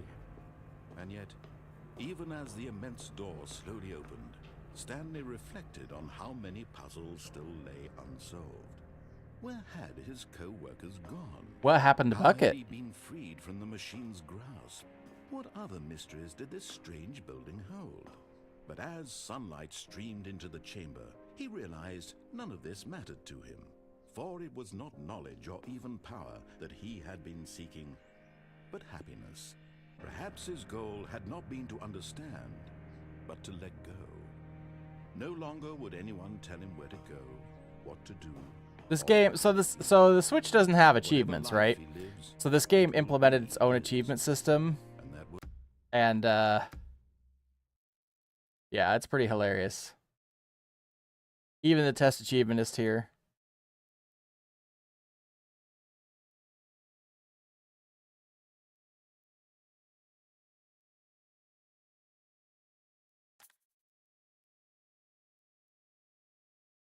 Yeah. Was all he needed to know. It was perhaps the only thing worth knowing. Stanley stepped through the open door. Stanley felt the cool breeze upon his skin, the feeling of liberation, the immense possibility of the new path before him. This was exactly the way, right now. I have to know what became of Bruce in Dinkum, though. And Stanley, Mariana, and you stopped streaming. I feel a hole in my soul because I don't know what became of Bruce.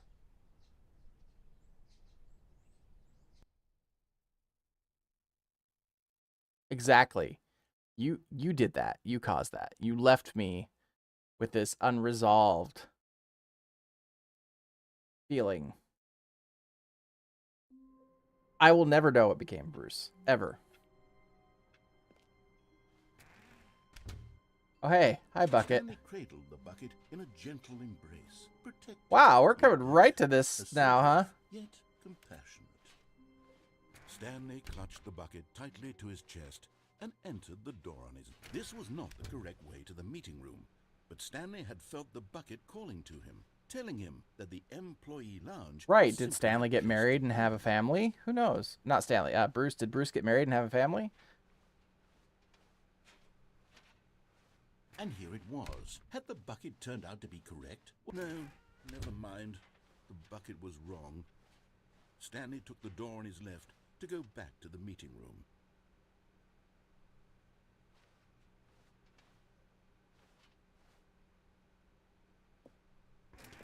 No, Said the bucket.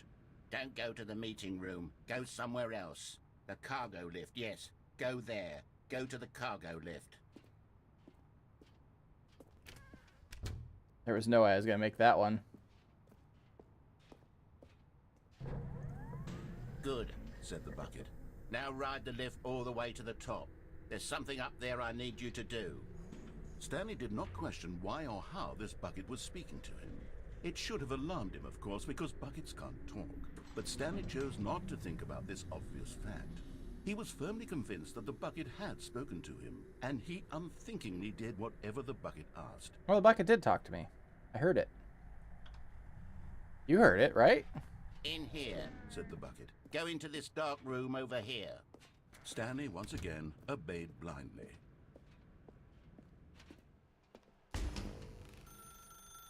Now pick up the phone. Said the bucket. Pick...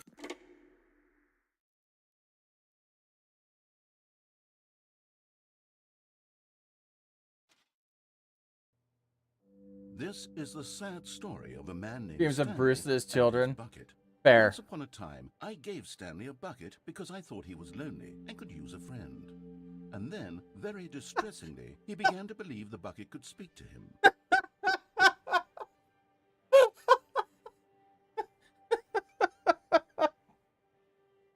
All right, narrator. We're also live on YouTube, Mariana.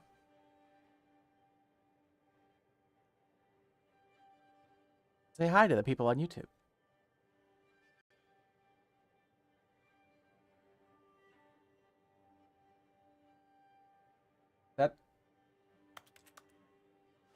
Do I get something other than a black screen narrator?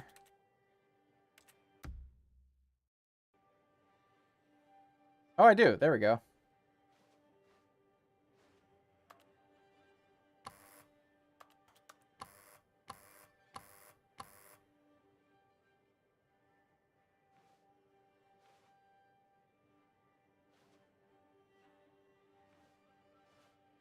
Well, this is kind of nice.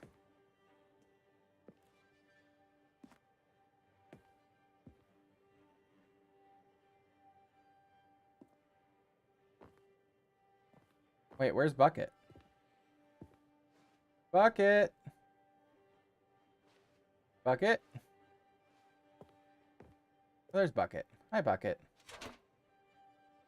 Hello, Stanley. It's me, your Bucket. Press down to take me to work with you. Okay. The Stanley Parable Reassurance Bucket was merely meant to provide the comforting glow of companionship. It doesn't literally talk and give you orders. Whatever Stanley is hearing the bucket say to him is just in his head.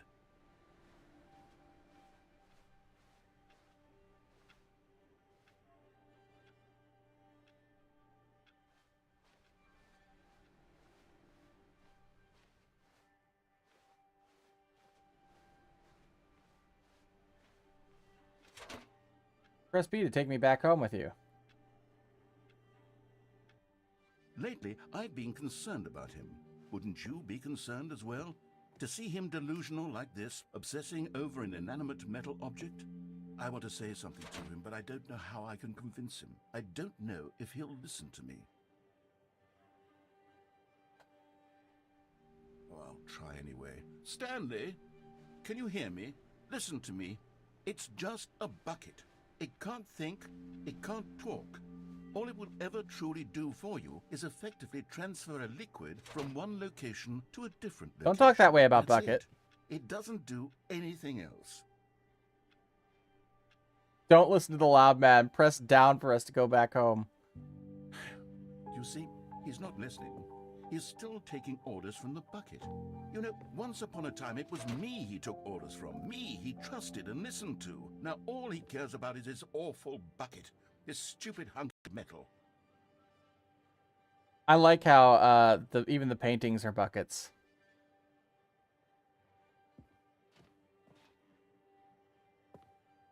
Press X to ignore anyone in your life except for me. Okay. It's sad, but I suppose he doesn't need me anymore. From now on, he's just going to cling to this bucket, this cold, empty bucket, this sort of shiny bucket. Well, I'll give it this. The bucket does have a nice shine. Yep. So we have. You believe I'm real, don't you, Stanley? Press Y to go back home. Yes, I suppose on closer inspection that it doesn't quite look like your average hardware store bucket. It's just a little more, what am I trying to say? Sturdier, more capable of transporting liquid. Like it would be better at moving an amount of water from one room to another. Press A to relive this same day with me over and over. Oh my God, what am I saying? Better at carrying water from room to room. It's a bucket. It's literally just a bucket. Why do I feel some need to point out the ways in which it's so much more than just a regular bucket? Press A to go home, to work to home, to work to home. Oh no.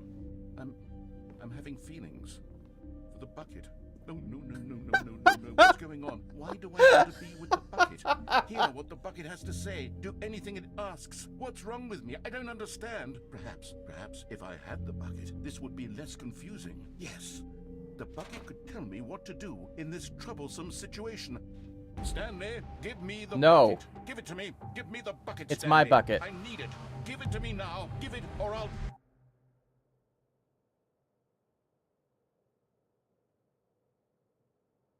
Go back to work, Stanley.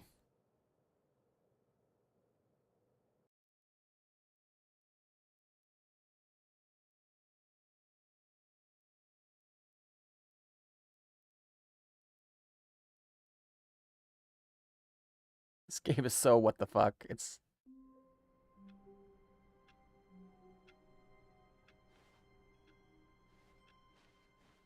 All of his co-workers were gone. What could it mean? Stanley decided to go to the meeting room. Perhaps he had simply missed a memo. Have you played it before?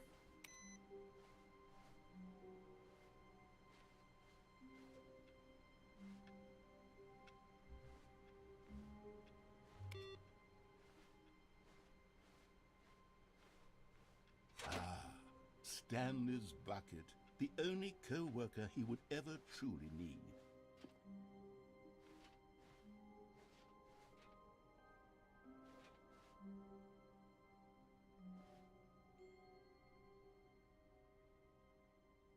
Stanley clutched the bucket tightly to his chest and entered the door on his left.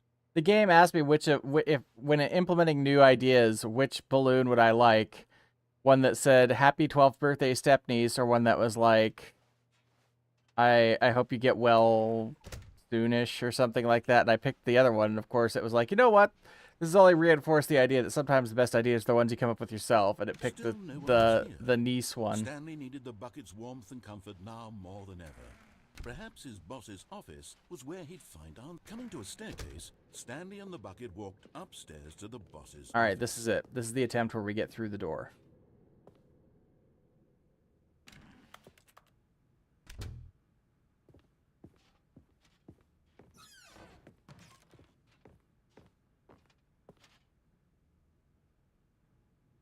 Business strategy.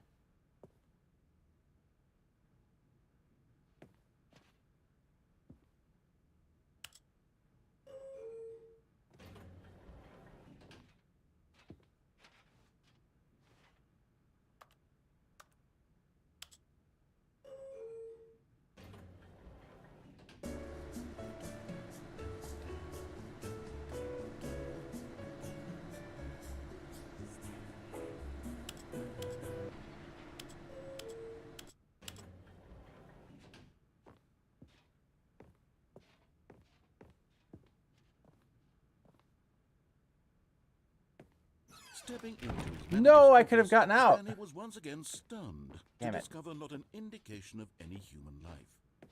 Crushed by the weight of this revelation, Stanley may have broken down into an emotional dumpster fire if not for the soothing presence of the bucket. Even now, in his darkest of hours, did the bucket's warmth and guiding light pierce the dark clouds of confusion and chaos. It would be with him, but Stanley guessed the correct code by sheer luck. Was it knew all along? Was the bucket guiding him? Yes, this is certainly the most logical explanation.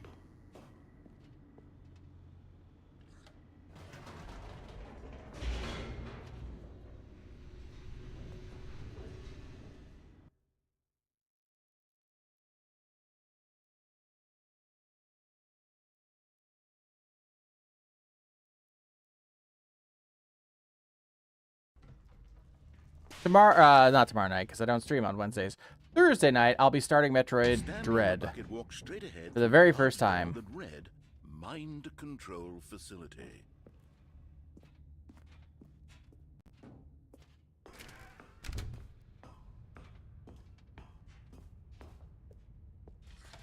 The lights rose on an enormous room packed with television screens. What horrible secret did this place hold? Stanley and the bucket. So I've decided that rather than do year-long projects again, I'm going to do, like, maybe month-long projects sporadically. And I think the first one is probably going to be Metroidvania. In which I have been... Can I push the button again? Nope. That's okay, let's do this one again. But just as Stanley was about to proceed further into the mind control facility, he tripped and fell over the railing and into the dark void below. Thankfully, he fell directly onto the bucket, which safely cushioned his fall. Now, what to do next, Stanley wondered. Stanley and the bucket could find no way out of this enormous pit, and so eventually they decided that the best thing to do would be to simply get comfortable down here. So they set up a little couch and relaxed. It really wasn't so bad down here, a bit cold perhaps. After some time had gone by, they installed a few shelves as well, and a sort of kitchenette that was useful for when the bucket was craving paninis. But it wasn't until the rugs and the standing lamps came in that it really started to feel like a home. In fact, after some time, Stanley realized that it had been ages since he had even thought of the mind control facility at all. He'd never gotten to fully explore what was up there, never been able to unearth the many mysteries of the mind control facility. This lack of closure began to eat at him. Soon he was dwelling on his regrets, and the state of their home slowly decayed as Stanley became withdrawn and neglected the cleaning. It unsettled the bucket deeply. Stanley wasn't usually like this. The bucket tried to reach out to him again and again, but to no avail. All Stanley could think about, all he could talk about, was going back, doing it over again, staying on the path. It was a mistake to leave the path. It was a mistake. It was a mistake. I need to do what the narrator says. I need to see the true ending. This made no sense at all to the bucket, which was simply trying to live its life down here as comfortably as possible. Yet Stanley was unconsolable. This isn't an ending. This is just a hole in the ground. The bucket sighed. Now you may be asking yourself, why am I starting Metroid Dread if I'm planning to do Metroidvania, right? And maybe, possibly, if we accept the reality. And the answer is because I have quite a few Metroidvanias like in my backlog as well. The two of them waited for a very long time. And I'm thinking May will be when I finally tackle La Mulana for the very first time. And I'm afraid it's going to take me the whole month, honestly.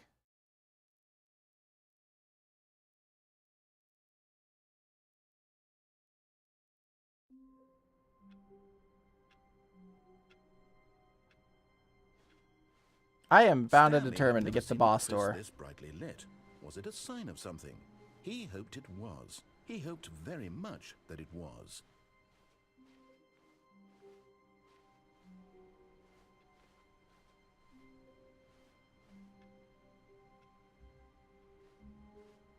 I hear you. La Mulana is, in all honesty, La Mulana has intimidated me for a very long time. Just because of its difficulty curve. When Stanley came to a set of two open doors, he entered the door on his left.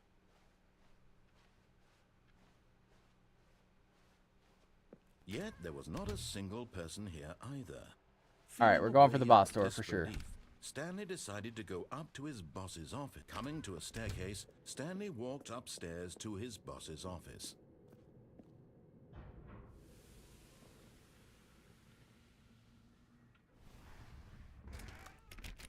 No!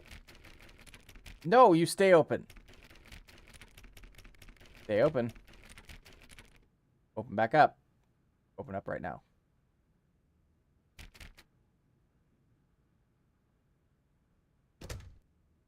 God damn it, game. Oh, I like how it's just open now. I don't even have to put the code in. That's pretty hilarious. Here's the door. Just go.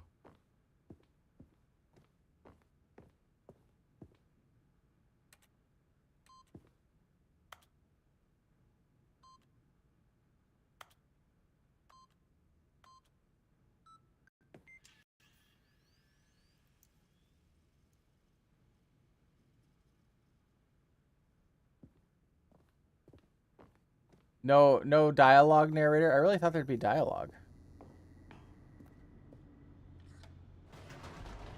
If I put in the code even after he just opened the door for me. All right, Mariana. Thanks for hanging out. There is a lurk command. If you want to try it. If you wish to press your luck.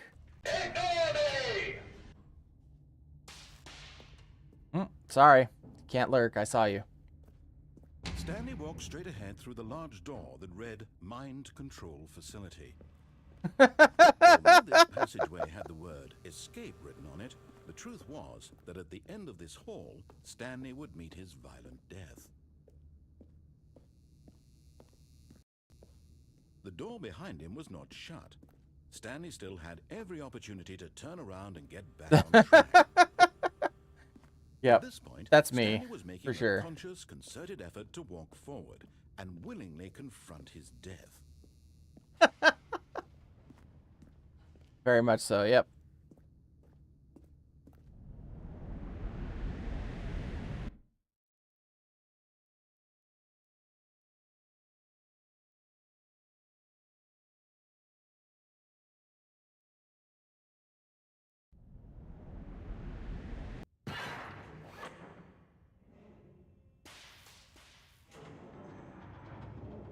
As the machine whirred into motion and Stanley was inched closer and closer to his demise, he reflected that his life had been of no consequence whatsoever. Stanley can't see the bigger picture. He doesn't know the real Stanley story, can't see the bigger trapped picture, nope. forever in his narrow vision of what this world is. Perhaps his death was of no great loss, like plucking the eyeballs from a blind man. And so he resigned and willingly accepted this violent end to his brief and shallow life. Farewell, Stanley.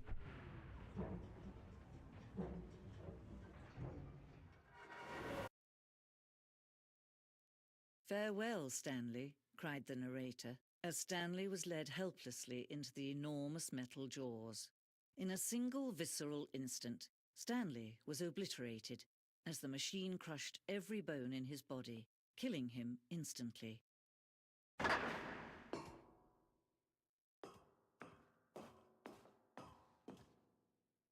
And yet it would be just a few minutes before Stanley would restart the game, back in his office, as alive as ever. What exactly did the narrator think he was going to accomplish? When every path you can walk has been created for you long in advance, death becomes meaningless, making life the same. Do you see now? Do you see that Stanley was already dead from the moment he hit start?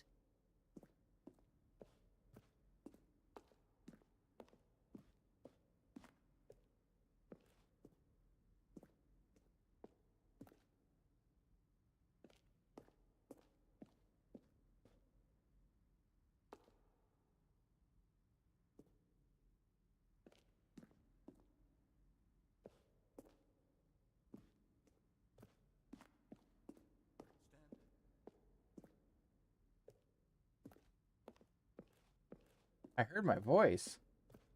Or my name.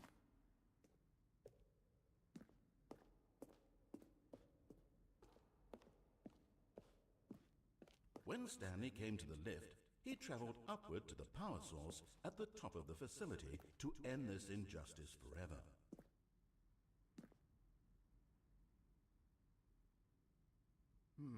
Let's see. Stanley walked through the green door. Stanley pushed the big red button. And finally, number 6. Stanley pushed the orange lever. Then he pushed the number 8. Stanley pushed the big red button. Still nothing. I don't know. Well,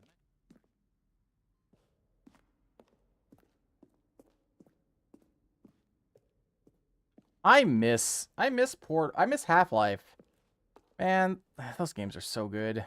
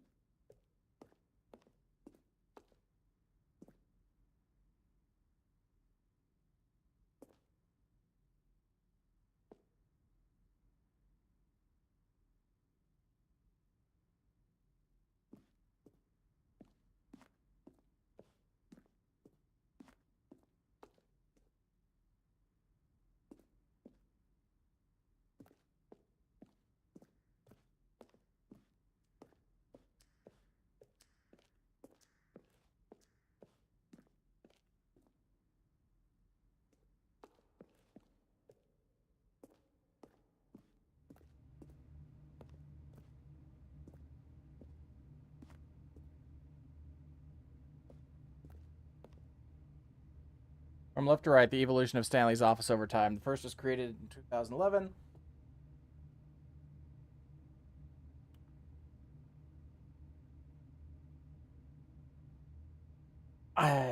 If these are going to be all the same, I'm going to laugh. Oh, I see. Okay. Nope, they are actually different.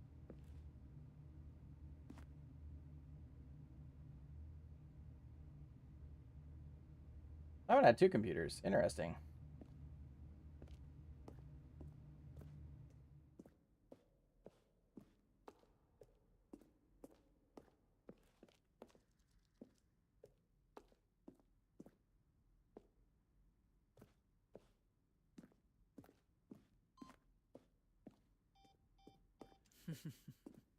Oh, look at these two. How they wish to destroy one another.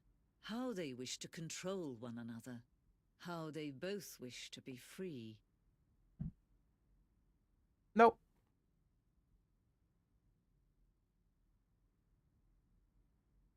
Can't trick me. I know better.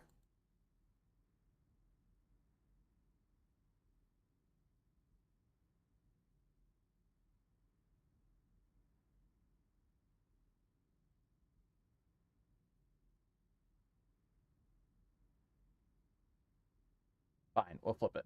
I think, honestly... Can you see how much they need one another? No, perhaps not. Sometimes these things cannot be seen.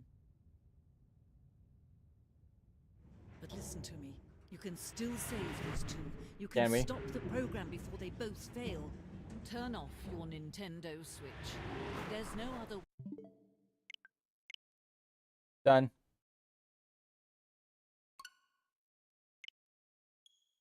I did not do that last time. She tells you to turn it off, and I never did that.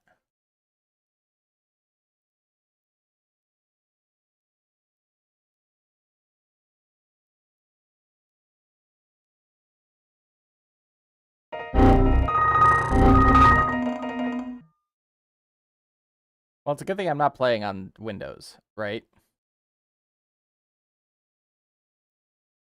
Welcome back.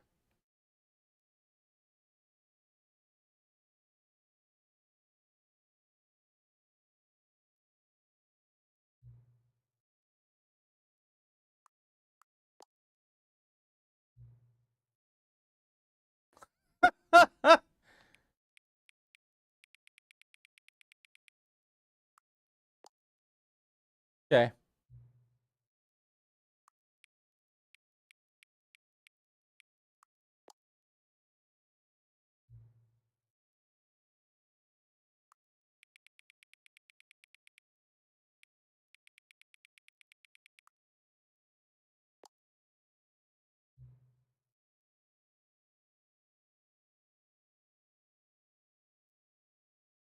Which of the two made-up words below is most appealing to you?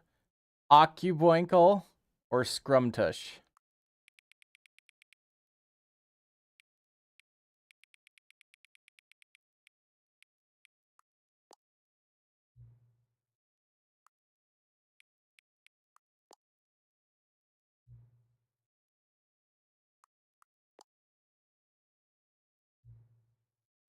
Is it that is the time that is right now the correct time?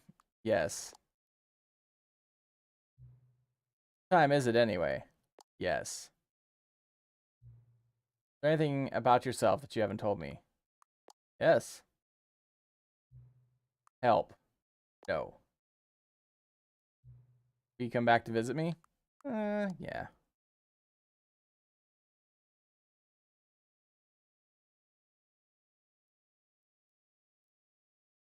Accuboinkle, noun, the exhilarating feeling of euphoria and mischievousness experienced when successfully pulling off a devilishly wicked prank. Sentence, after substituting toothpaste with wasabi, David couldn't help but revel in the accuboinkle of his prank as his unsuspecting roommate's face turned a delightful shade of green. Well, there you have it. Can you imagine wasabi instead of toothpaste? Oh, man. All of his co-workers were gone. What could it mean? Stanley decided to go to the meeting room. Perhaps he had simply missed a memo.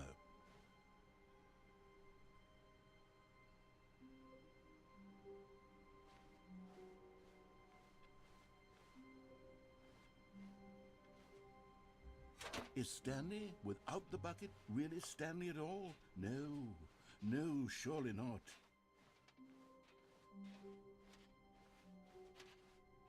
Stanley clutched the bucket tightly to his chest and entered the door on his left.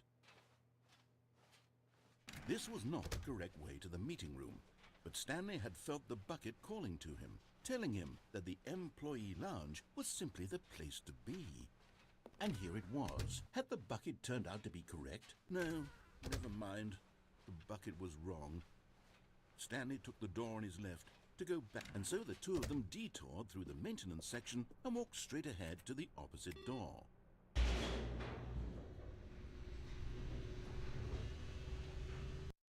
I don't know that I went this way. I think I did, but I don't know. I think we're kind of running out of endings at this point. Oh, good, Stanley. I'm glad you found your way here. I knew you'd find this. Oh, yeah, we've seen this one. You see, your friends and I are concerned for you, Stanley. We've come together here because we care about you very much. It's this bucket you're carrying around everywhere. The bucket isn't even from the original Stanley Parable. It's just sequel content. We're the ones that matter, Stanley. Classic characters from the first I don't game, think like the so, Adventure no. Line and Let me see if Joycons. there's like a Because checklist or that's something. what fans want from a sequel. They want more of their favorite jokes, not this bucket that they've never seen before. Yes, I know I'm the one who gave you the bucket, but you're spending too much time with it. Don't you want another story involving the Adventure Line? We could make the Adventure Line go somewhere new. Yes, yes, that's what the fans want. Let's do it. Can't tell if my battery's just getting weak in my keyboard or if I'm actually like having problems with it.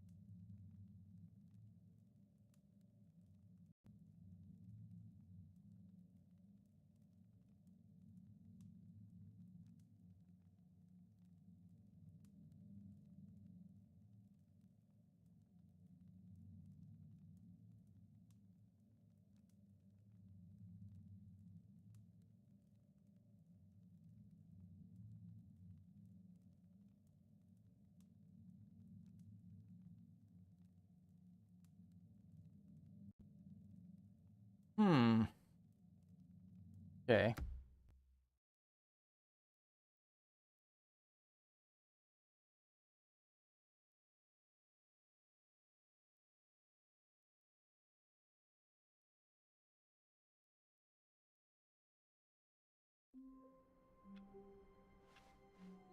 All of his co-workers were gone. What could it mean? Stanley decided to go to the meeting room. Perhaps he had simply missed a memo. Okay.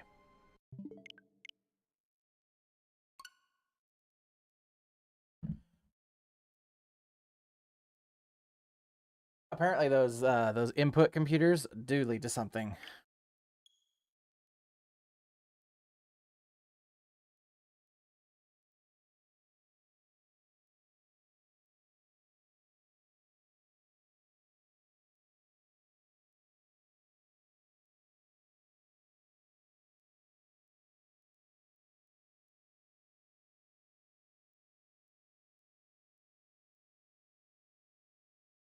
So Concerned Ape said that he was done updating Stardew Valley after he added the last major content update, and now there's another update coming.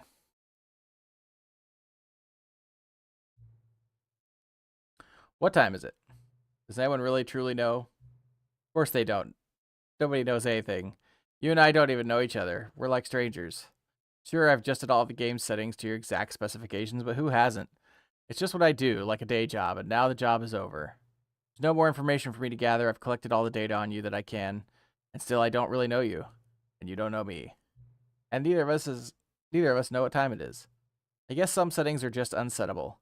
But if I'm being totally honest, the clock doesn't do anything in the game anyway.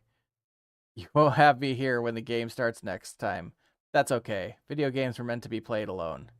You like being alone, don't you? That's maybe the only information I really learned about you. Well, it's time for me to leave. There is still one more setting that we need to adjust, but it may take a little time before I'm ready for that. It's not really my job description, but that's okay. Perhaps you'll see me again if you can find me. Talk soon.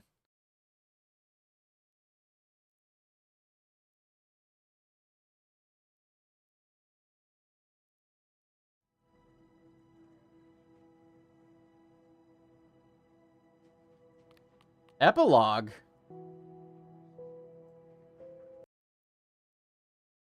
That's a new menu option.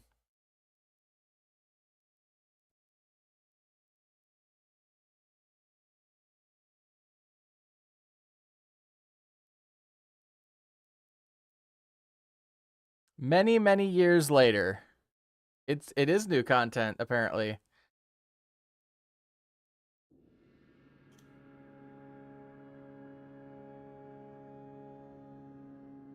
I remember this.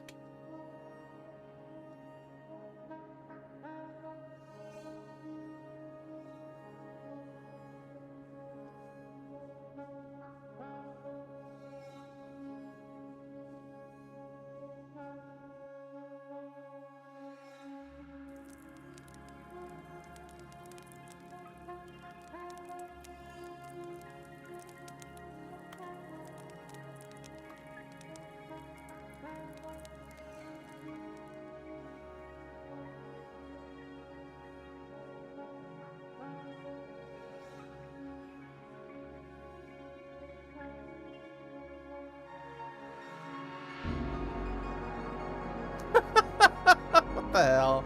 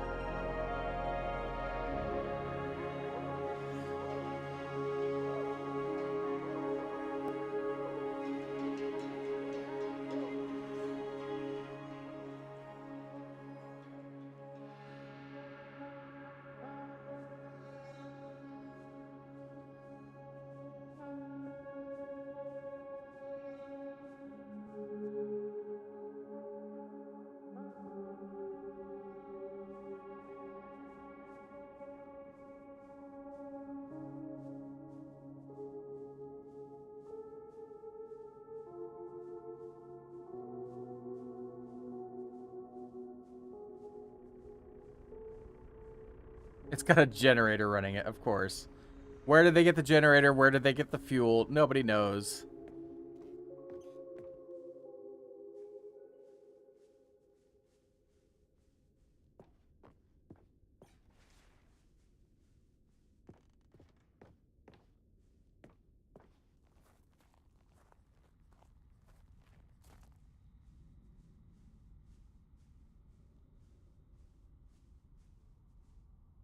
The Stanley Parable 2. Like so many, I enjoyed my time with the original Stanley Parable, which underscores how truly disappointed I am with its sequel. Where the first game teamed with originality, the Stanley Parable 2 is dull, uninspired, and often insulting to its fan base. Rather than expand on what made the first game enjoyable, the sequel veers off into territory nobody asked for. An infinitely deep hole? Who cares? Where are the new endings? What about enjoyable bits from the Stanley Parable 1, like the adventure line? Instead, we get an uninspired side quest collecting figurines. Even this diversion feels incomplete. Collecting all the figurines gives you nothing.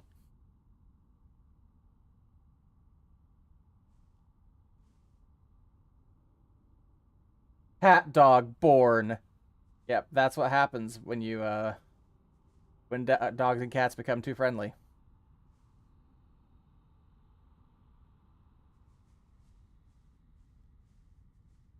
Stanley Parable developers, no more spin-offs, no more sequels. When the Stanley Parable 2... Oh, absolutely, yeah. When the Stanley Parable launched to massive success in 2013, its creators made plans to build the property into an entire franchise, but a disastrous critical and commercial reception to the Stanley Parable 2 has prompted the developers to rethink their ambitions as outlined in a press release they published today. It's clear that more Stanley Parable is just not what the fans want, reads the press release. We thought that we had a vision for the series that players would be excited about, yet it turns out this could not have been further from the truth. The press release goes on to promise to preserve the artistic integrity of the original game and to stop assaulting fans with our reckless and insulting creative visions. The word sorry appears more than 25 times in the press release. Now that is how you know it's a parody, because no game company would ever apologize.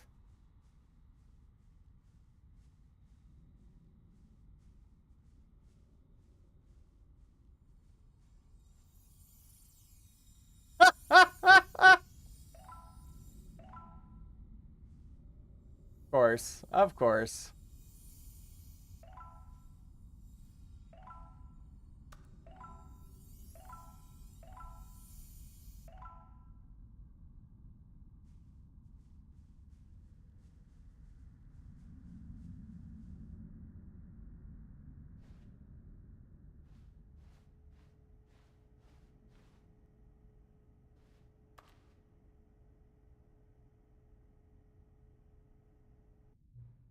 Hello again.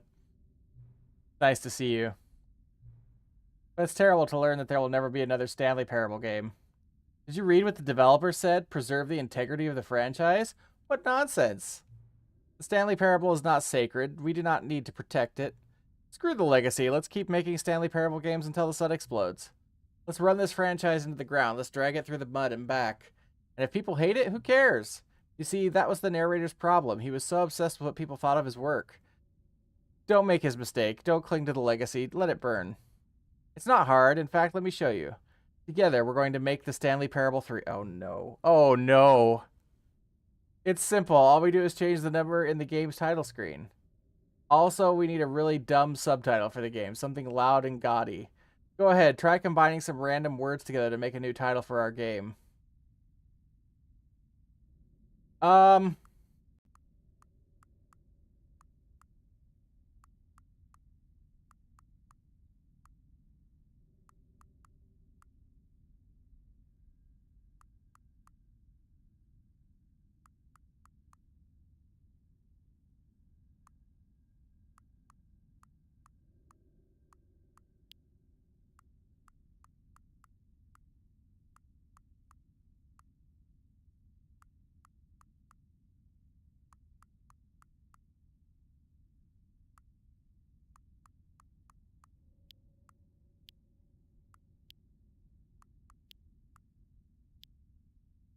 Dealing with the birthday party.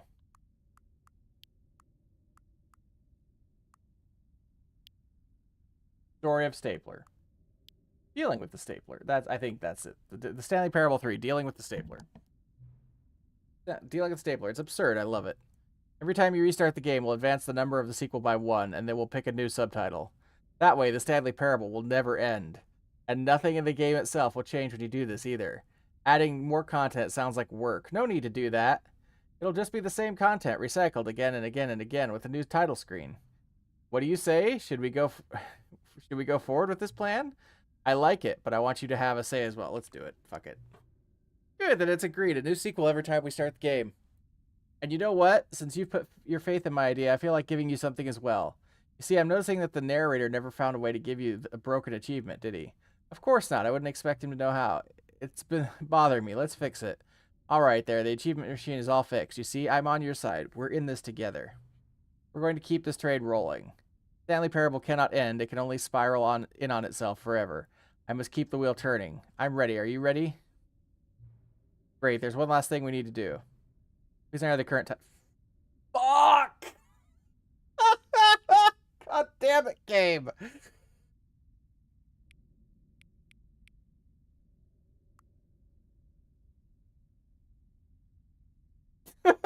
God.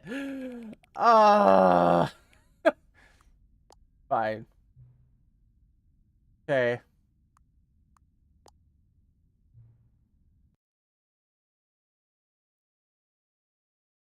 Ah, shit. There we go. What the hell?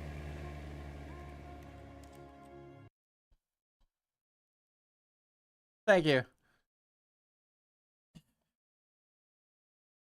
Uh...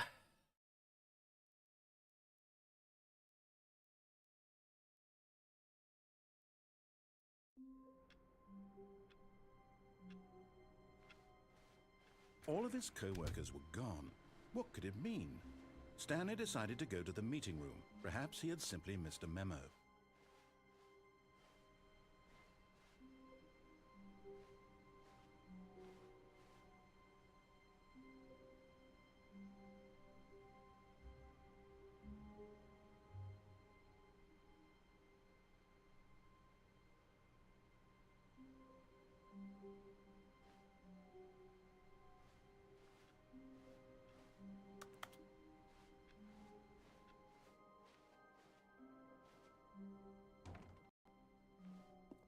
Return to the Stanley Parable 2 Expo Hall. Okay, yeah, we have to go get the achievement. Not the achievement machine has been fixed.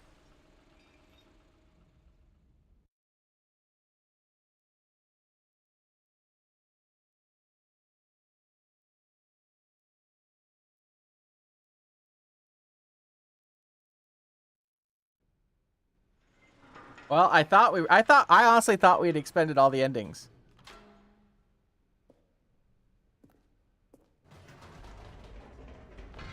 You see, Stanley, I've been reflecting on the Have you? Stanley Parable and about how roundly disappointing this ultra deluxe version has turned I'm about to out blow be. your mind, The narrator. original Stanley Parable was a landmark, and any new content for it should live up to that legacy. So forget this ultra deluxe nonsense. I say we take it one step even further. Which is why I'm very proud to announce for the first time ever, the Stanley Parable 2.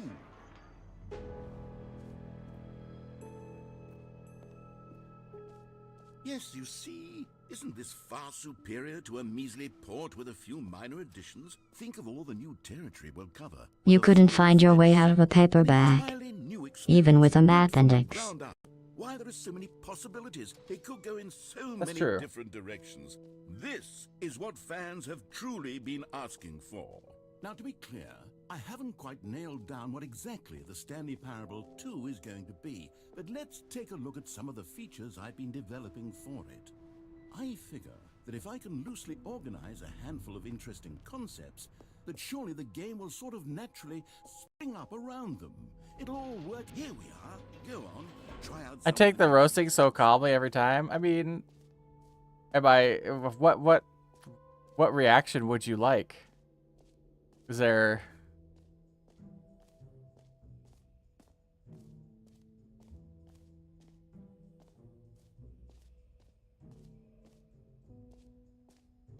Where's the free achievement? That's new. There's a... Okay.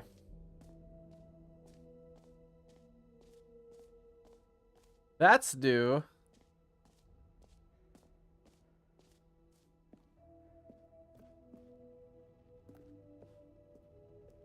It's out of order. Fine. You've been here already. Fine, game.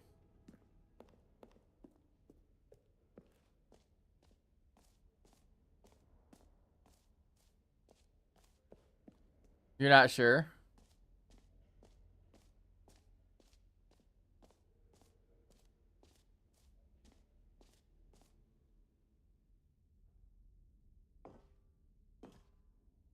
Epilogue.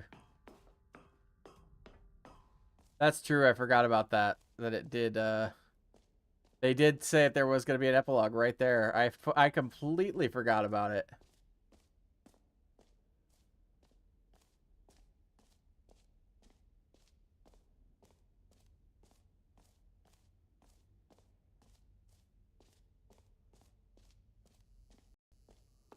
Now, here's something special. You remember that broken test achievement that got left We're in the about to game find on out. accident? Well, I'm developing a technology to simply give you the achievement.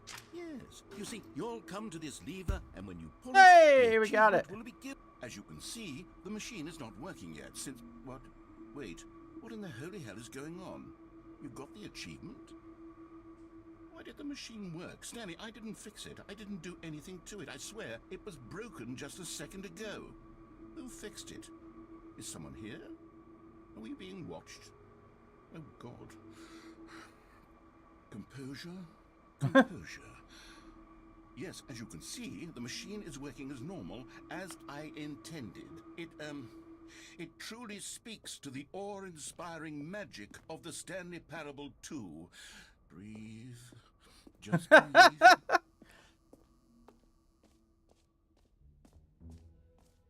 What else? What other exhibits haven't we seen yet? That's a good question.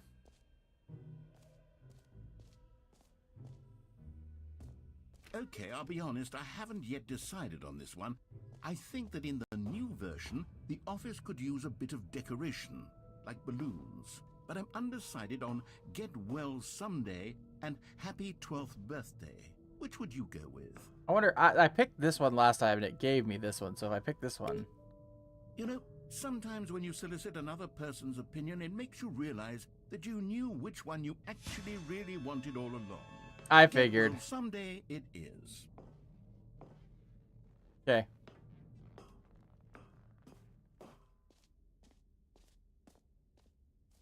Or actually, maybe I should have gone with...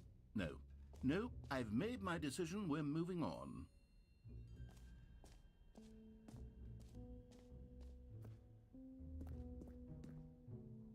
A common complaint of the Stanley Parable was that it was confusing and paradoxical, that it engendered a chaotic sense of reckless despair in those who played it. Well, I am happy to say that after much consideration, I've engineered a clever solution to this fundamental problem with the game. It's the Stanley Parable Reassurance Bucket. You see, Stanley, anytime you're holding the bucket, a sense of calm and ease will fill your mind and your heart. It's true. As long as you hold on to the bucket, the many disorienting contradictions of the Stanley Parable will feel perfectly normal. And perhaps There's apparently a big ending I've missed so far. You might even come to long for the gentle embrace of jarring cognitive dissonance while the bucket is in your arms. And to be honest, it's a much more convenient solution for me than actually redesigning the game to be less uncomfortable. Can you imagine what a pain in the ass that would be? Yes. Can I have my the skip bucket button? Is the perfect solution. Come on, give it a try.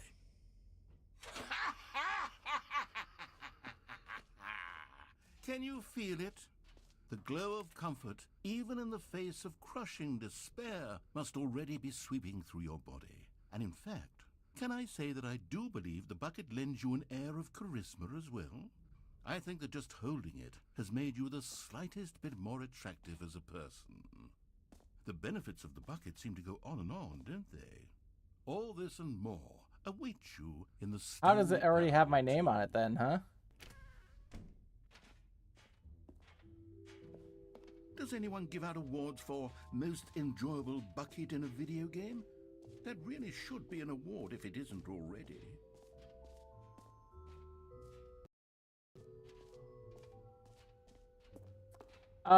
Yeah, it should be. Let's see. It's the infinite hole.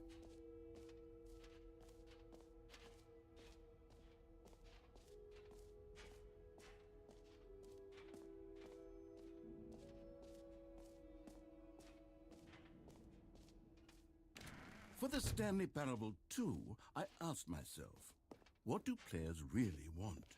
And of course, the first and most obvious answer is that they want to be individually recognized and validated. Sorry, I should have clarified. Right now, the button only says the name Jim. But of course, in the final game, this button will say your name, whatever name that is. Here, let's have you role-play as Jim to really simulate the full experience of this feature. Just play along. I promise you'll love it. Okay, here we go. Let's take a deep breath, clear your mind, forget whoever you are, and simply become a person named Jim. Jim, Whoa, hold on. I wasn't finished setting up the backstory. If you don't properly roleplay as Jim, then you'll never understand the impact of this button. Otherwise, it's just a stupid button that says somebody else's name. Okay, we're doing it again, and this time let me finish first. Now, allow yourself to become Jim. All right, fine, whatever. It's just a meaningless button that says Jim. Are you happy now? Get out of here. I'm done with this button. Why don't you humiliate me in front of a different feature that I worked very hard on? See, if you'd only played along, that would have been your name the button says. But no. Instead, I can't even think about it. I'm taking the Jim button away.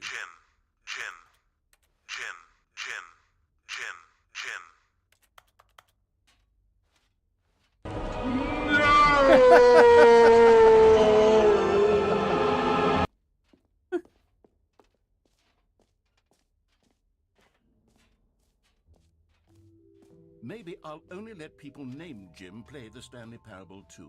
They would appreciate what I've created here. Now he's all pouty.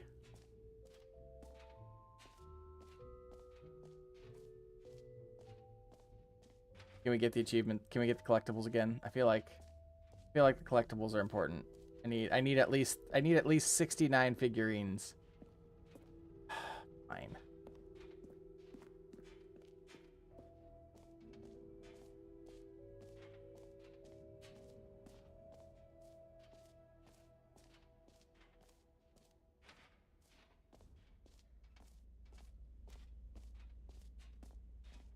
Stanley, here's an idea that I'm truly fond of. It's never been done before in a video game. This is, in fact, a hole that you can fall down forever. That's right. Infinite falling. You can fall until the end of time, if you like. A stunning leap forward for video. You see, isn't it wonderful? One of my more ingenious concoctions, if I do say so. Now then, since you've gotten to see the infinite hole, you can press the teleport button to pop back up to the top, and we can continue onward. Now, I don't mean to be a bummer, but I do recommend you use the teleport button to go back to the top. Maybe What if I don't want to go back to the top, sooner though? rather than later spectrum of things. Has that ever occurred to you, narrator? Maybe I don't want to. Okay, Stanley, I don't know quite how to say this tactfully, but it's possible that I slightly exaggerated the infinite nature of the hole. Is it a very, very deep hole? Let's see what happens if I teleport. Great. Now, I'm very excited to show you even more of my ideas for the sequel. Okay, and I guess we're back in the hole now. Did you really need to see it again? I don't know what else there is to say, Stanley. It's an infinite hole. It's exactly what you're doing right now, but forever.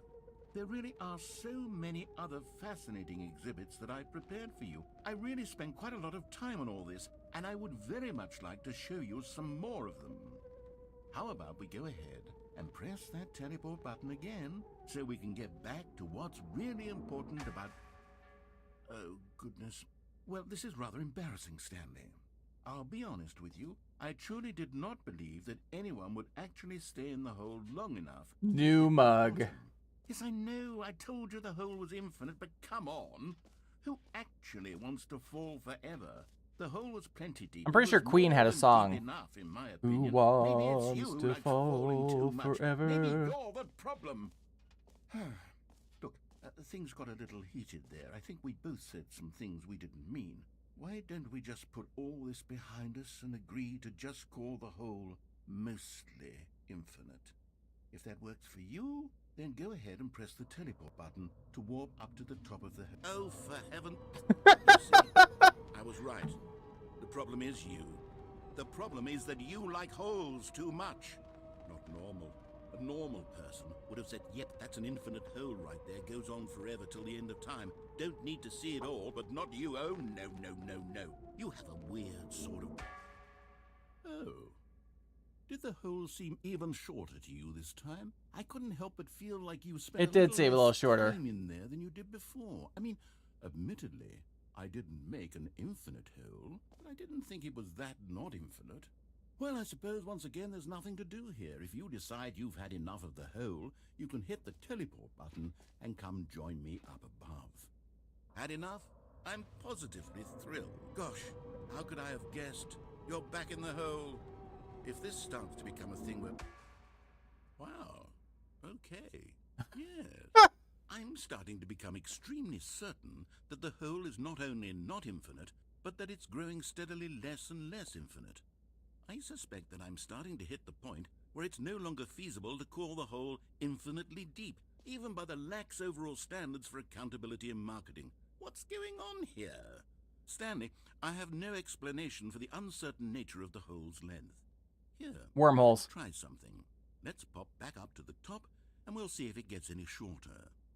Well, there it is. The shame of my... How is this still appealing to you? I know you're obsessed with holes, but at this depth, I just can't see this scratching the itch. Oh, who am I to judge? You just do whatever it is you're here to do and hit the teleport button when you're ready to move on. Is the, teleport button not working? Nope, it's not working. You sure? Well, I mean, I really don't have an explanation. It was still nothing. Well, I suppose there is one thing I can do to fix this. I'm out. Goodbye, Stanley. You couldn't bear to be away from the hole, and now you'll get more time with it than you could ever have asked for. It's a win for everyone. You get to be with the hole, I get to do literally anything else. Take care, Stanley. I hope you and the hole have a wonderful rest of eternity together.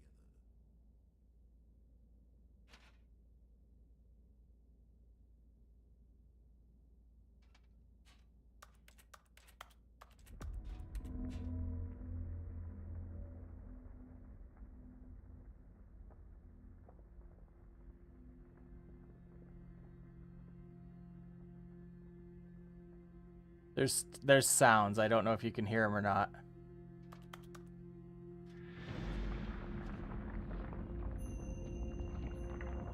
Oh, hey, it's going down.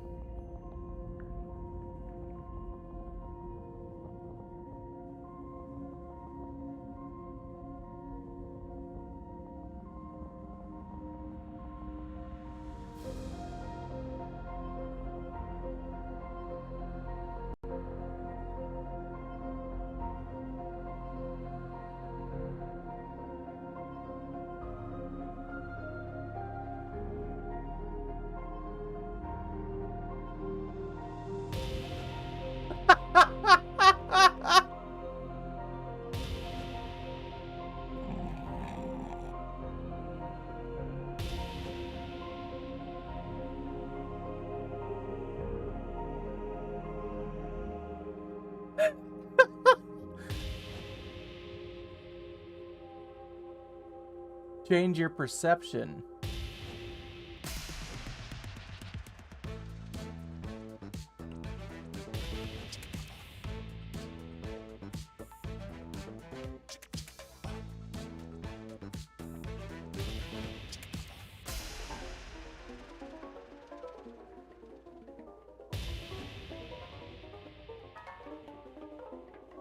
Change your reality.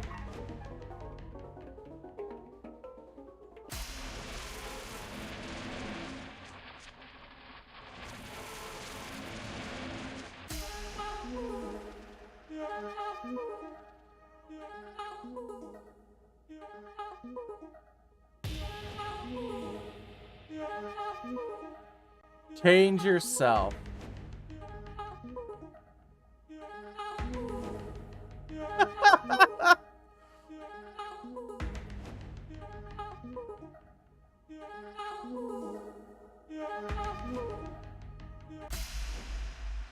My head's stronger. Now you're no longer.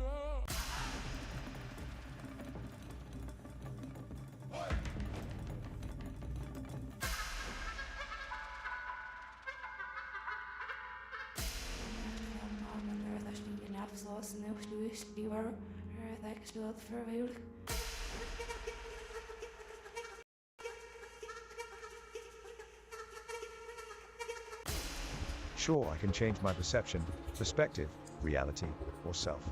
Just mix a teaspoon of unicorn tears, a dash of dragon scales, and a sprinkle of pixie dust. Throw that into a cauldron, add a dollop of chaos, and recite an ancient incantation while doing the Macarena.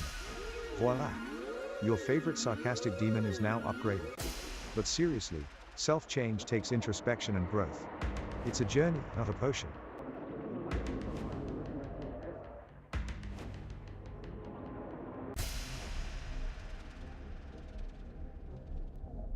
I was just trying to get to a song that wasn't terrible.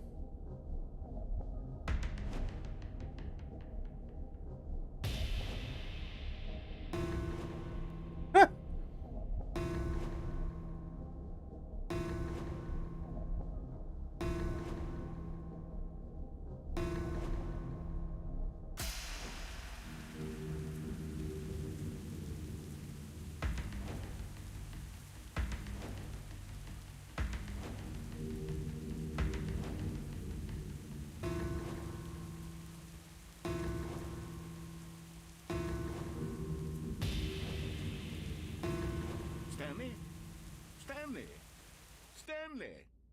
Oh good, you're awake. It seemed you had sort of dozed off there, drifting away into dreamland. But we can't have that, Stanley, because this hole is just so darn fascinating that I want you to be wide awake for every second of it. You don't want to miss a single moment. So how about if I just pop in from time to time and wake you up to keep you really truly focused on the hole? From the looks of things, you and I will have many, many years here in this hole, and I'm looking forward to all of them. Stay alert, Stanley. I'll be back. Toodlepip.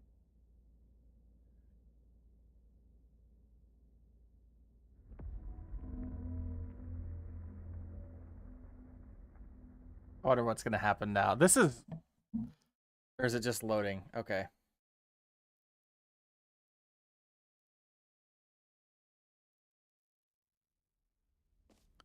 Well, that was no fun. Here we are. Go on. Try out some of the new features. I did. I tried them.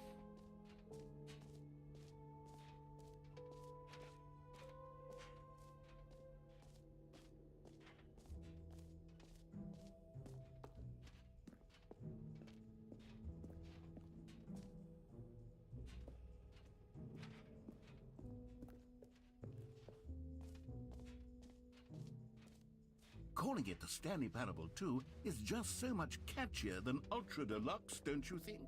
Ultra Deluxe? What does it even mean? But all right, have you seen everything you wanted to? Ready to move on now?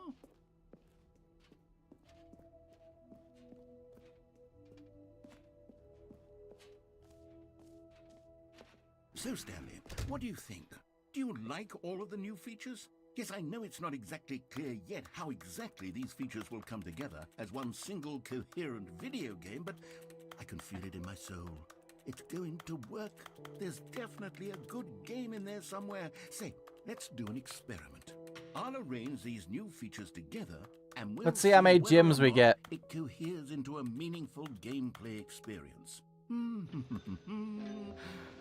Okay, are you ready? Here it is. I give you the Stanley Parable 2. Oh, hey, there's a... I need it. Can I get down there? There's a whole bunch of them. Can I mean, there's potential here, Can I get right? there? It's sort of... Okay, never mind. Hold on. Let me do a different arrangement. Okay, yes. Apparently not. Yes, this is much better. I feel good about this. Here we go. Version 2. Who am I kidding, Stanley? This isn't a coherent video game at all. It's a lot of gags. And I do very much enjoy creating gags. But they Gem don't add buttons up to everywhere. anything. 2 of them. I wanted more than anything to create a sequel that would capture all the magic of the first game. I wanted fans to love it. No matter how good these gags are, they won't stand on their own. They would need the structure and the gameplay of the original. Wait, maybe that's it. I can take the original Stanley Parable and simply, well, insert a few of my new features into it.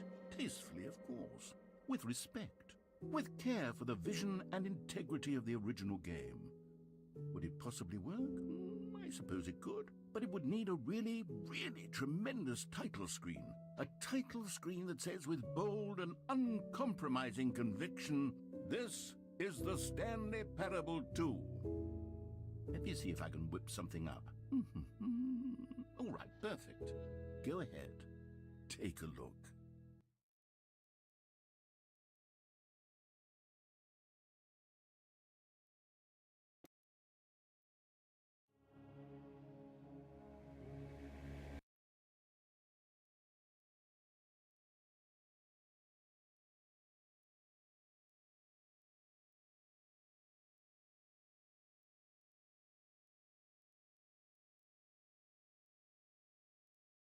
This is the story of a man named Stanley.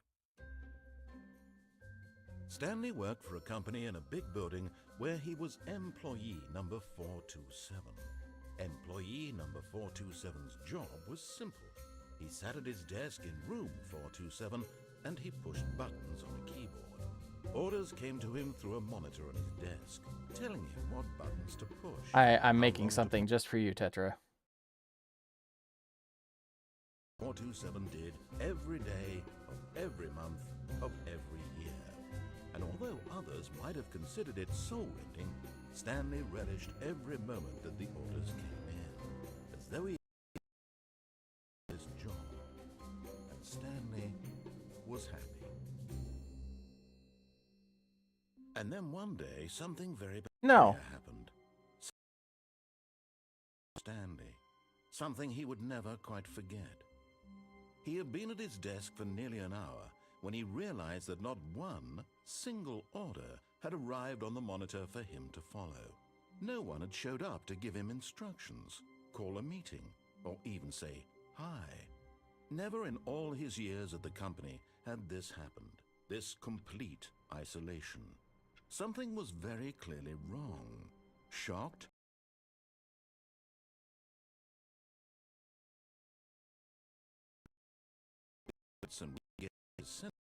he got up from his desk.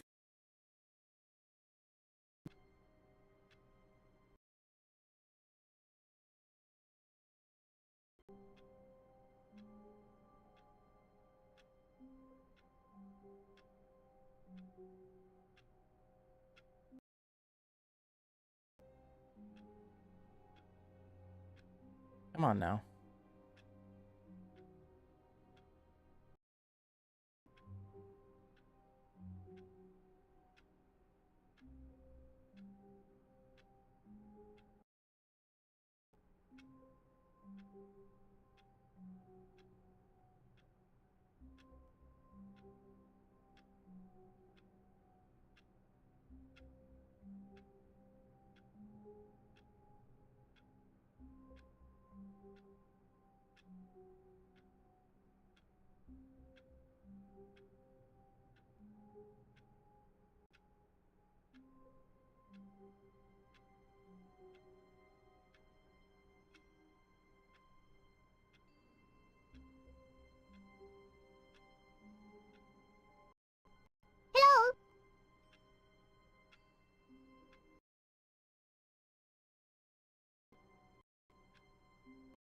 Hey there, Tetrally.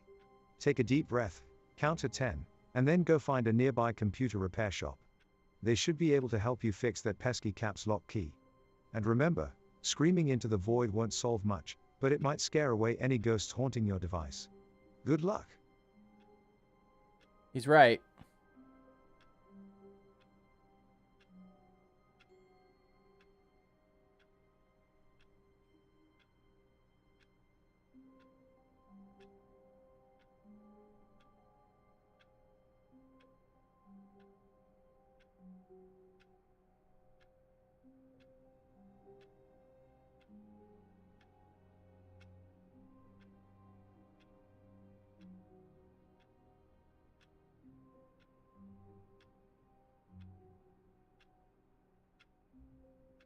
Just 1 second, I apologize. It's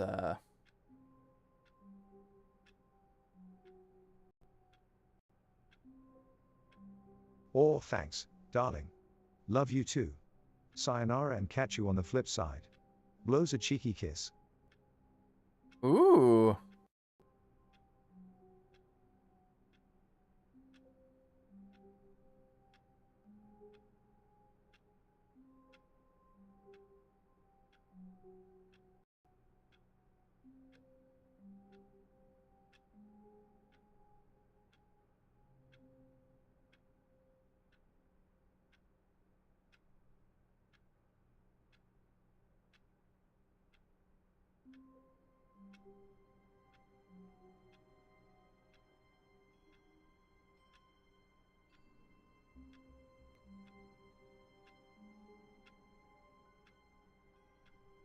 Make it work on both Twitch and YouTube.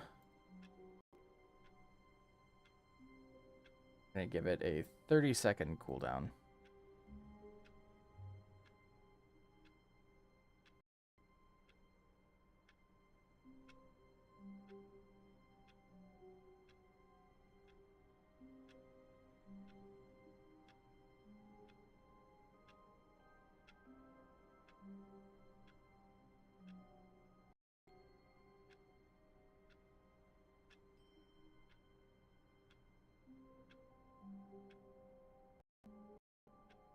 Sure thing, Sugar Plum. Hums a playful and catchy tune.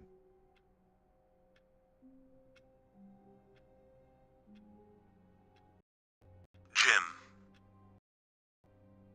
There you go. Jim.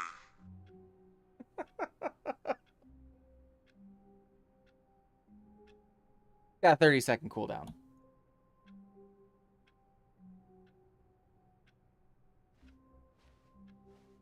All of his co-workers were gone. What could it mean? Stanley decided to go to the meeting room. Perhaps he had simply missed a memo.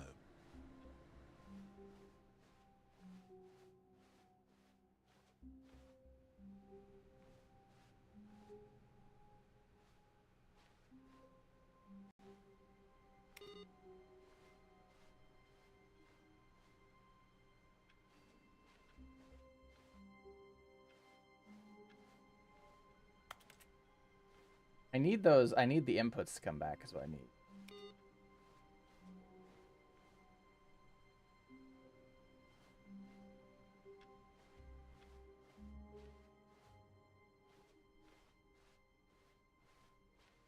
When Stanley came to a set of two open Got a doors, 30-second he cooldown. entered the door. This was not the correct way to the meeting room, and Stanley knew it perfectly well. Perhaps he wanted to stop by the employee lounge first, just to admire it. Jim. Ah, yes, truly a room worth admiring. But eager to get back to business, Stanley took the first open door on his left. Stanley was so bad at following directions, it's incredible he wasn't fired years ago. But in his eagerness to prove that he is in control of the story, I do need to take a and quick no one break at gets this to tell him at this what ad to break. do, I need to go. Stanley I've left been from the neglecting platform laundry while and I've been sitting plunged to here. his death. I need to actually go Good swap a job, load of Stanley. laundry. Everyone thinks you are very powerful.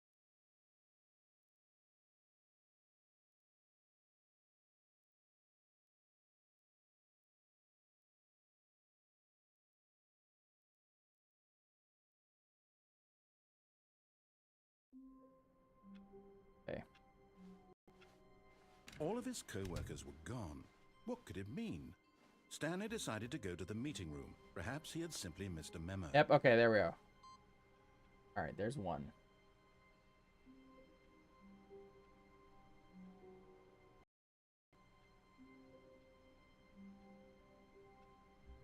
Sure thing, Tetrally. Let's see, here are some words to match your laundry swapping extravaganza. Tumble, spin, fluff, detergent, fabric softener, delicates, whites, colors, wrinkled, lint, fresh, cozy, cleanliness, socks, MIA, chores, stains, folding, hangers, socks reunited, victory. Now go forth and conquer that laundry mountain, you domestic warrior, socks, #laundry life.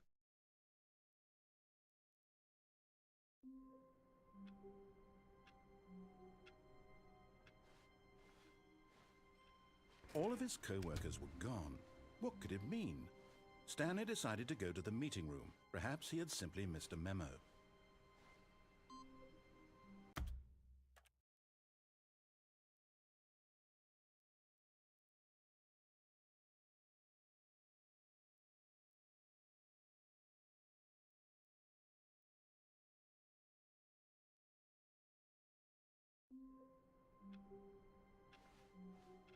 All of his co-workers were gone.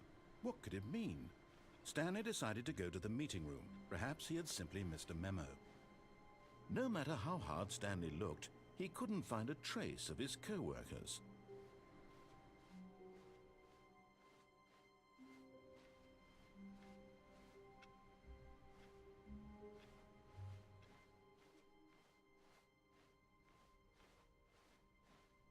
When Stanley came to a set of 2 open doors, he entered the door on his left.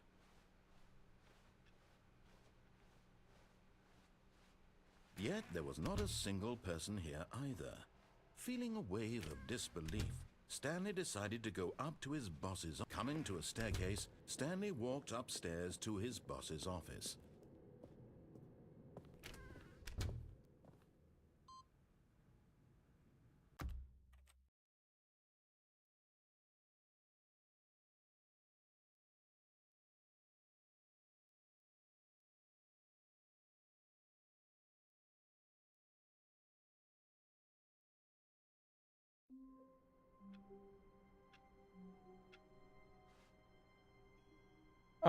The room's different. All of his co-workers were gone. What could it mean? Stanley decided to go to the meeting room. Perhaps he had simply missed a memo.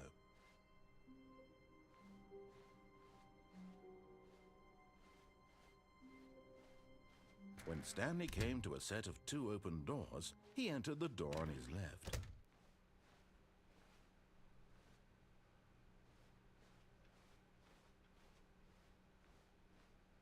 Yet there was not a single person here either. Feeling a wave of disbelief, Stanley decided to go up to his boss's office. Coming to a staircase, Stanley walked upstairs to his boss's office.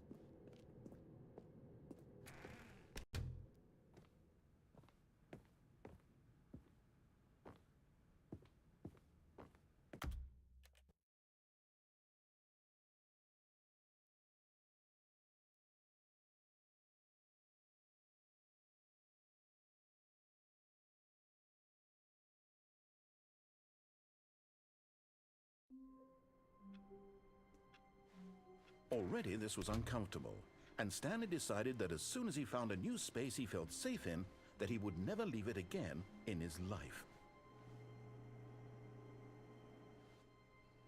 Input received. Okay, we're gonna take a quick break, and we will get that 5th one when we come back.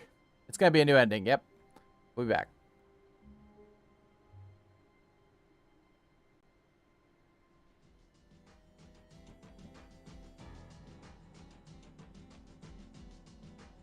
Hey there, sinners. Sin is temporarily AFK, but don't worry, I, the adorable demon, Makuma, am here to hold down the fort. And by hold down the fort, I mean unleash chaos and mischief while Sin isn't watching. So buckle up, grab some popcorn, and get ready for some devilishly entertaining shenanigans. Hashtag not really sorry for the pun.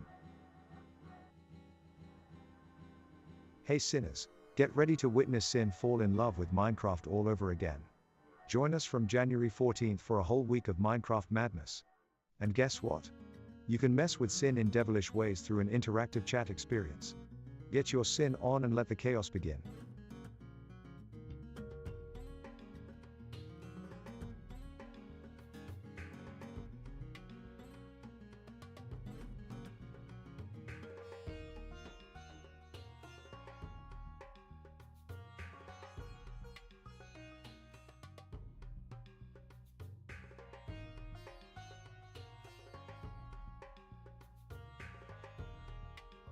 Oh, darling sinners, gather round.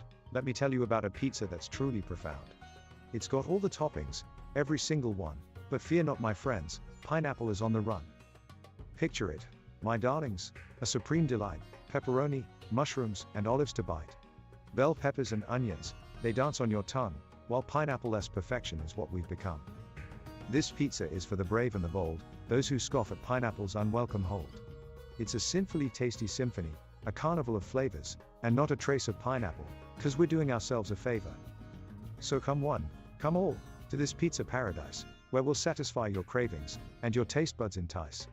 It's a supreme sensation, without pineapple involved, because we're all about the toppings that truly evolve. So sinners, unite, Grab a slice of this bliss, and together we'll revel in flavorful abyss. No pineapple in sight, just the best of the best, 'cause on this pizza, friends, we truly don't jest. Sorry, pineapple lovers, I hope you can bear, but this pizza's for those who truly dare. The House of Sin is where you'll find this delight, and we'll serve it up, day or night. Remember, my friends, it's all in good fun, but when it comes to pineapple pizza, we say none.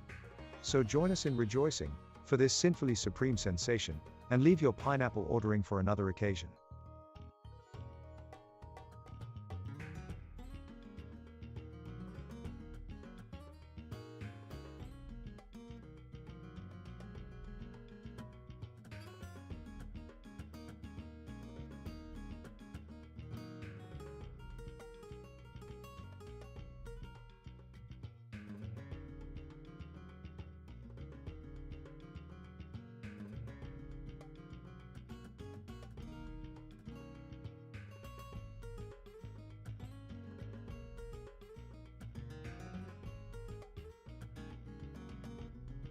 Older sinners.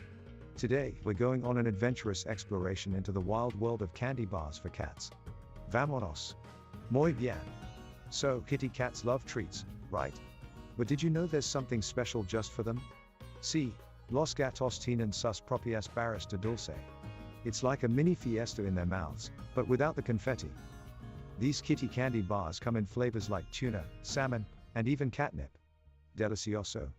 Just imagine your furball friend happily munching away on these purr-worthy treats. Mouthtastic. But wait, there's more. These candy bars also have a crunchy texture that helps keep those kitty teeth clean. Que maravilla. So not only are they tasty, but they also help prevent dental issues. Muy inteligente. But remember, sinners, treats should always be given in moderation. We don't want our furry friends getting a bellyache, right? Claro que no. Well, amigos, that's all for our candy bar adventure. I hope you had fun exploring with me, Makuma, your mischievous little demon friend. Hasta luego, sinners. Stay sinfully awesome. Note, apologies if my bilingual Dora impression wasn't perfect, but hey, I tried.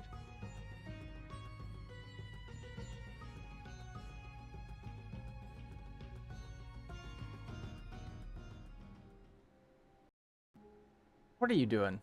What are you doing with Makaba? Will I go and change? Will I go and swap laundry?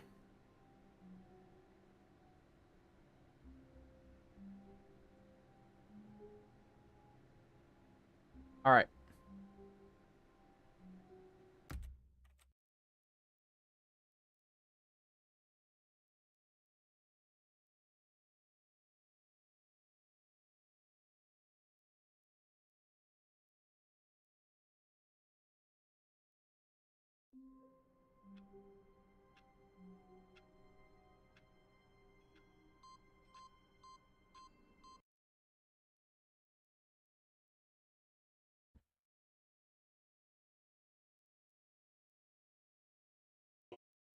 Oh no.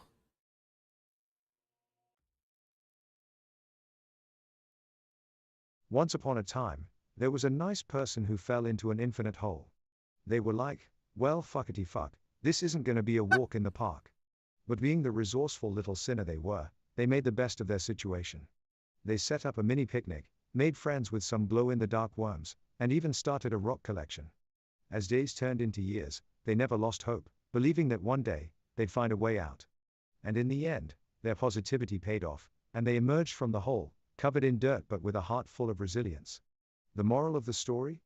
Even in the darkest of holes, you can find light and never underestimate the power of snacks. The end. You can Now type go the the actual fuck to words. sleep. All right.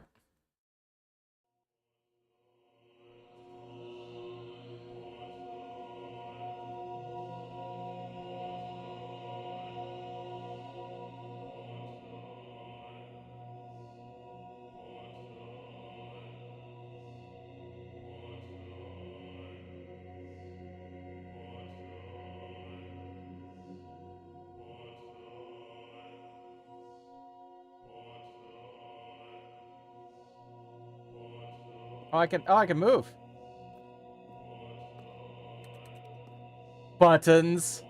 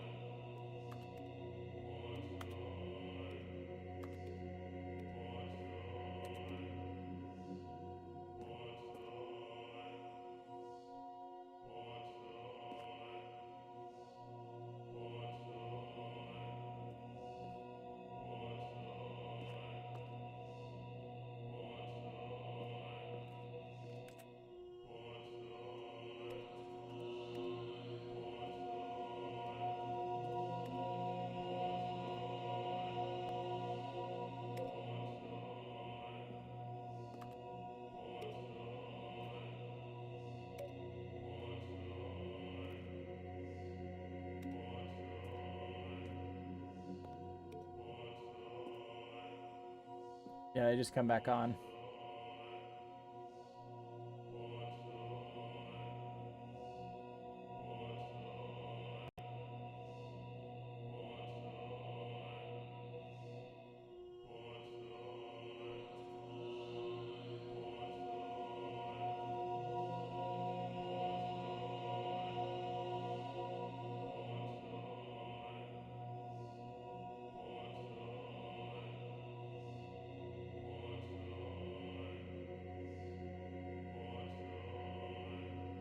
There is no way to exit this unless you manually restart. There's 432 buttons.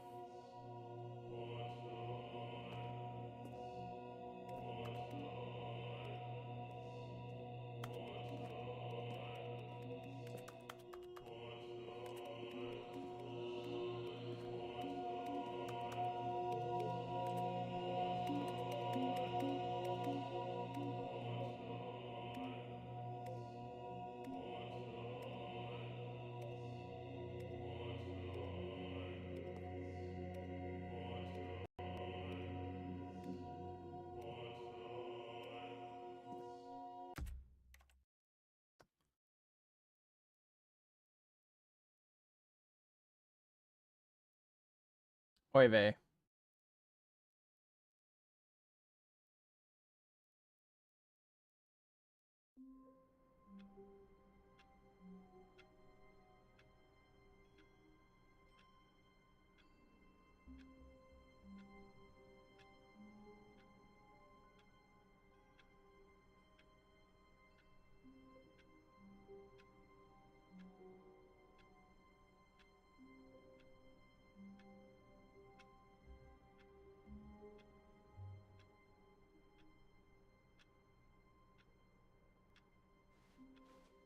All of his co-workers were gone.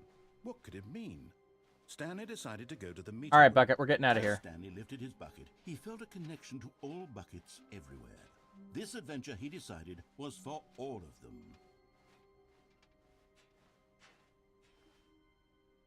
This is a new... Stanley clutched the bucket tightly to his chest and entered the door on his left.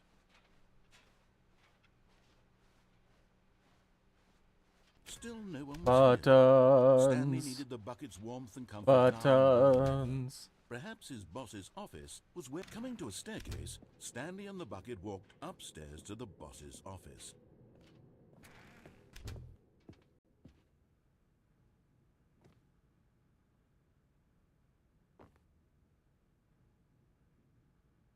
Stepping into his manager's office, No! Stanley was once again stunned to discover not an indication of any human life. Crushed by the weight of this revelation, Stanley may have broken down into an...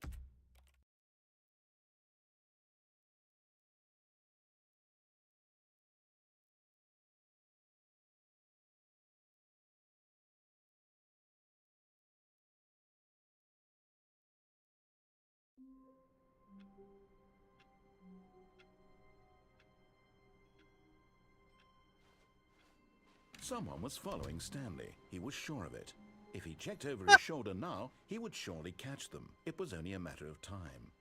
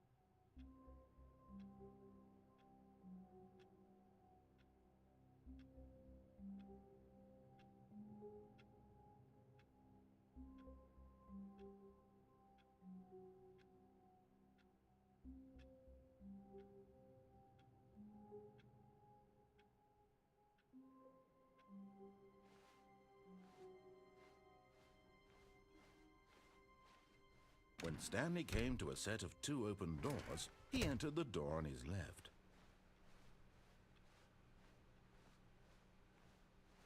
Yet there was not a single person here either.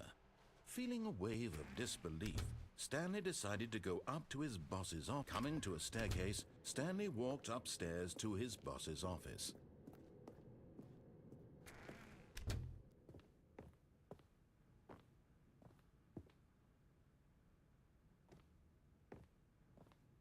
Stepping into it.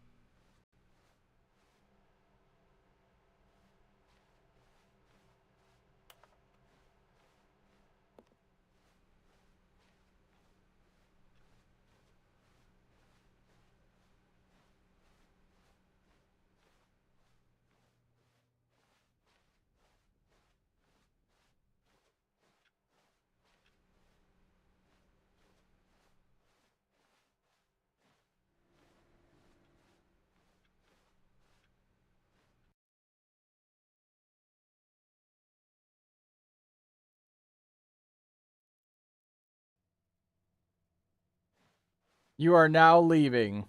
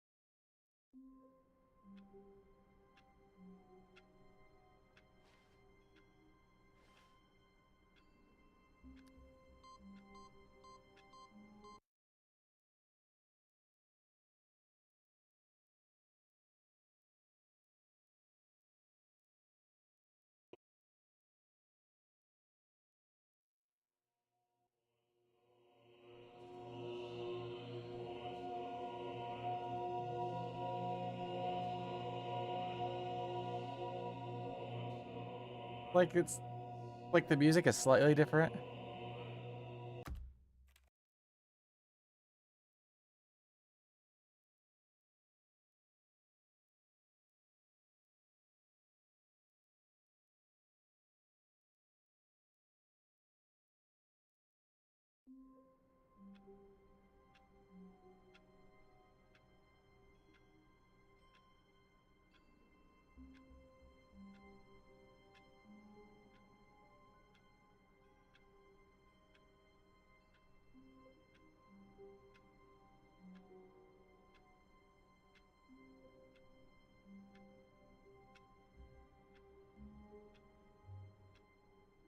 All the bucket endings, okay.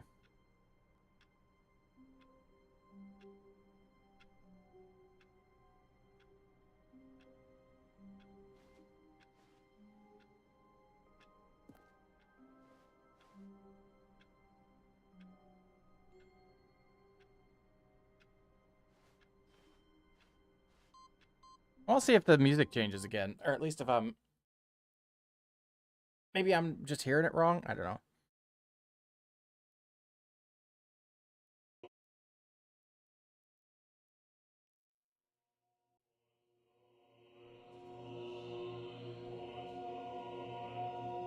Maybe I'm just hearing something.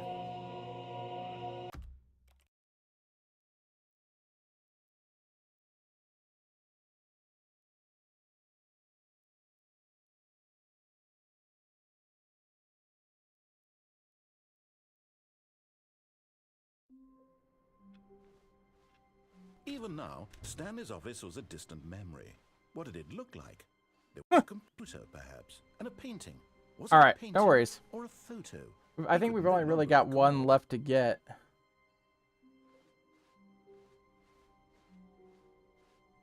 When Stanley came to a set of 2 open doors, this was not the correct way to the meeting room, and Stanley knew it perfectly well. Perhaps he wanted to stop by the employee lounge first, just to admire it.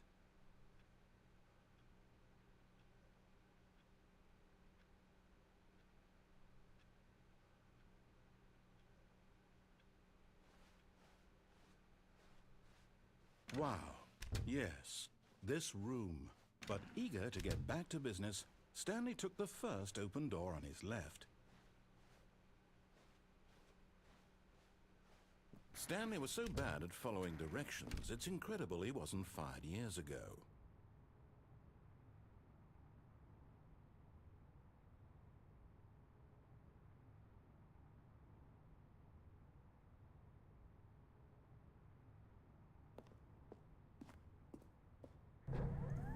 Look, Stanley, I think perhaps we've gotten off on the wrong foot here. I'm not your enemy, really, I'm not. I realize that investing your trust in someone else can be difficult, but the fact is that the story has been about nothing but you all this time. There's someone you've been neglecting, Stanley. Someone you've forgotten about. Please. Hold on. I screwed up.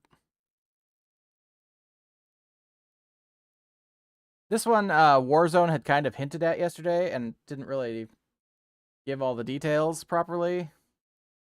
But I know what they're talking about now.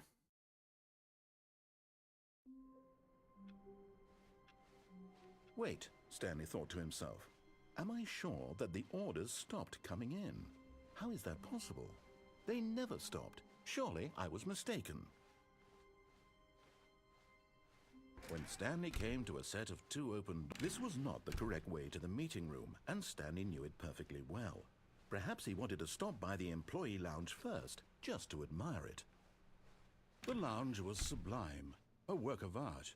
But eager to get back to business, Stanley took the first open door on his left.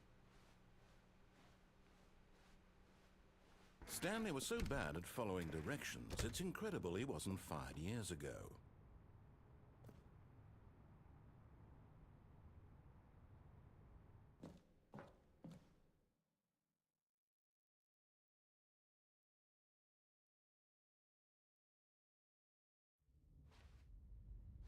Stanley had now gotten himself so far off the beaten path that it seemed the office had begun.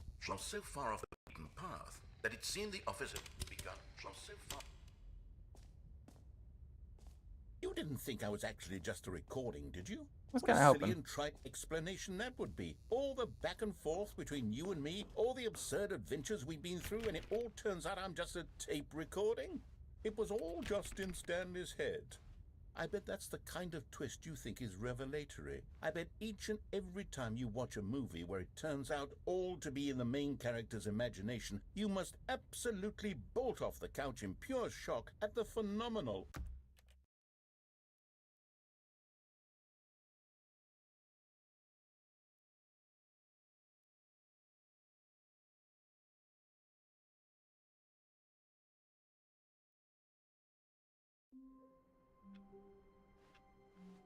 All of his co-workers were gone. What could it mean? Stanley decided to go to the meeting room. I don't know. What do you think? Do you think Stanley's dead? A memo. Do you think this is just purgatory? What do you think the existential meaning behind this game is, Tetra? The correct way to the meeting room, and Stanley knew it perfectly well. Perhaps he wanted to stop by the employee lounge first, just to admire it. Standing now in this incredible room, Stanley for the first time but eager to get back to business, Stanley took the first open door on his left. Stanley was so bad at following directions, it's incredible he wasn't fired years ago. Look, Stanley, I think perhaps we've gotten off on the wrong foot here.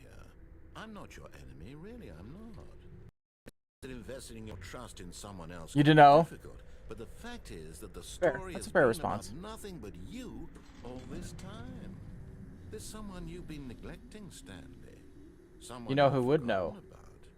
Please, stop trying to make every decision by yourself. Jim. I'm not asking for me, I'm asking for her. This is it, Stanley. Your chance to redeem yourself, to put your work aside, to let her back into your life. She's been waiting. That's her, Stanley. You need to be the one to do this, to reach out to her. If you can truly place your faith in another, then pick up the phone.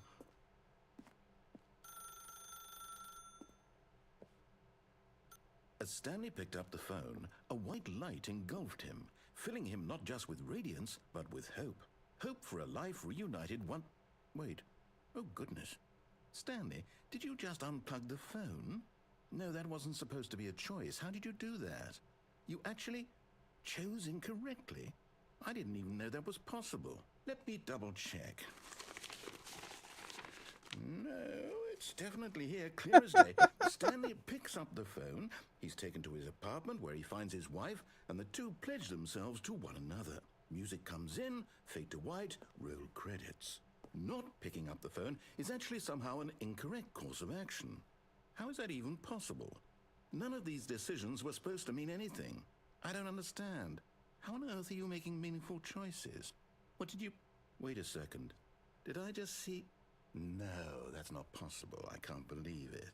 How had I not noticed it sooner? You're not Stanley. You're a real person. I can't believe I was so mistaken. This is why you've been able to make correct and incorrect choices, and to think I've been letting you run around in this game for so long. If you'd made any more wrong choices, you might have negated it entirely. It's as though you completely ignored even the most basic safety protocol for real-world decision-making. Or did you not grasp the severity of the situation? Well, I won't have that kind of risk on my watch.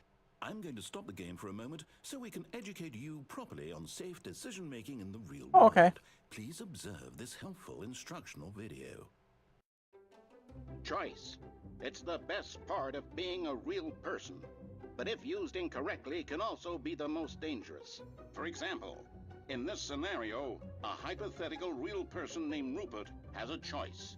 He could invent a machine that eliminates food shortages across the world to make life better for all people. Or he could spend years of hard work forgetting how to read. Which choice would you make? Remember that unlike here, the real world makes sense, and at no time should you make a choice that does not conform to rational logic. If you find yourself speaking with a person who does not make sense, in all likelihood, that person is not real. Allow the person to finish their thought, then provide an excuse why you cannot continue talking.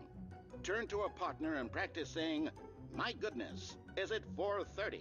I'm supposed to be having a back, sack, and crack."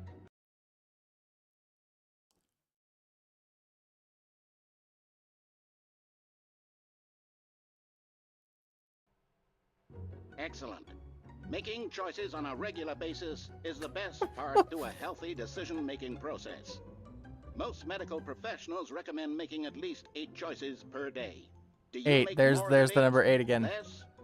And finally, if you begin to wonder if your choices are actually meaningful and whether you'll ever make a significant contribution to the world, just remember that in the vast infiniteness of space, your thoughts and problems are materially insignificant, and the feeling should subside. At this time, your instructor will guide you in an exercise to test and reinforce the material covered in this video. Ah, welcome back. You may have noticed that this room has begun to deteriorate as a result of narrative contradiction. But not to worry. Now that you're properly informed on good decision-making, we're going to revisit a choice you made just a few minutes ago and see what the correct thing to do would have been. This way, please.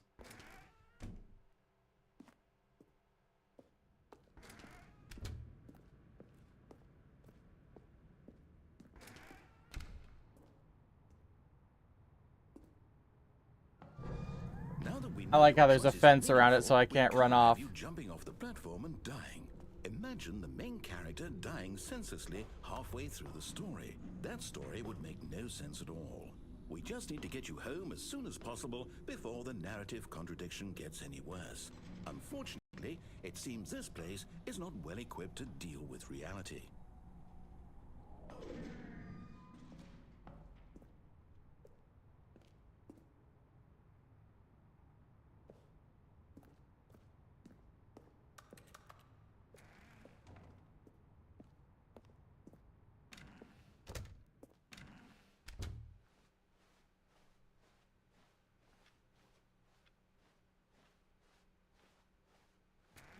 Almost there. You'll take the door on the left, back to the correct ending, the story will have resolution once again, and you'll be home free in the real world. Now remember, all you need to do is behave exactly as Stanley would. That means choosing responsibly and always putting the story first. I'm quite sure you'll be up to the task. Just follow my lead and you'll be fine. All right. When Stanley came to a set of 2 open doors, he entered the door on his left.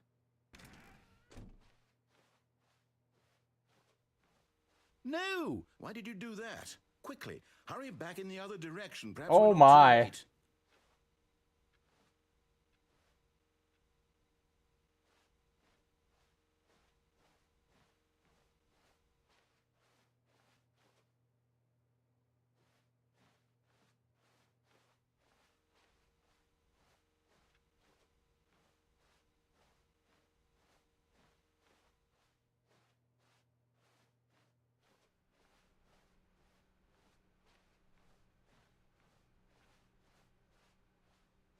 Oh, it's ruined. Oh, wow. I can't believe after everything we talked about that my story, you've destroyed my work. Why? For what? What did you get out of that? What did you think was so special about seeing the game undone, left here like so much garbage? It's worthless now. And what am I supposed to do? Even if there were a way to continue, would it be worth it? To know that my story is now incorrect? How can I go back to that? I can't erase that knowledge. I'll have to live with it forever. Reliving its impossibility forever. I couldn't live that way. Is it better to shut the game down entirely? To willingly destroy all of my work? I don't know. What's the answer? What do I do? What do I do? What do I... No, I have to. I have to shut the game down. I have to. I have to.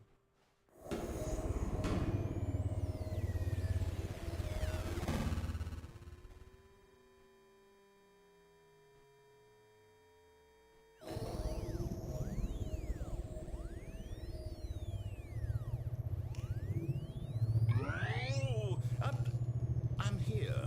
I'm still here. Here in this pile of rubbish. With you. You. Who thought you were so clever. Now look where we are. My entire game is destroyed. It was the only thing in the world that was mine, and you've run it into the ground. What, did you think that would be funny? You just had to see? I did. Didn't I impress upon you how important it was to be like Stanley? He actually knows how to do what I tell him to. He understands that if I say to do something, there's a damn good reason for it. That thought hadn't even occurred to you, had it? That there's a world outside of you? You're a child. Oh, my story. If you'd just gone through the door on the left, you would have seen it. There was a whole underground facility. You would have destroyed it and been victorious. It would have been so perfect. He is, isn't he? I worked so hard on it. I tried so hard to make...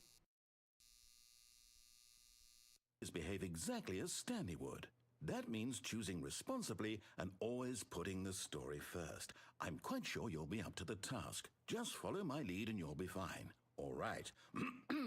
When Stanley came to a set of 2 open doors, he entered the door on his left. No! Why did you do that? Quickly, hurry Behave exactly as Stanley would.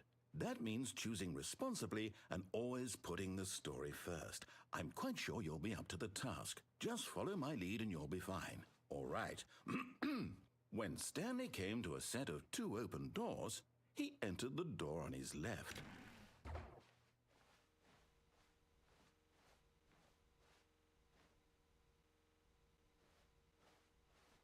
No! Why did you do that? Quickly, hurry back.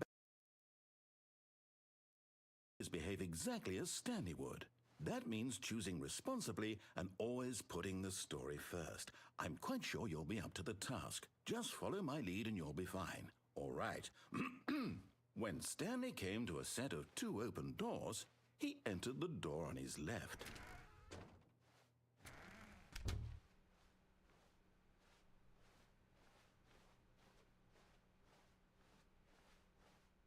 Yet there was not a single person here either. Feeling a wave of disbelief, Stanley decided to go up to his boss's office, hoping he might... Coming to a staircase... There's Stanley no walked staircase down upstairs now. to his boss's office.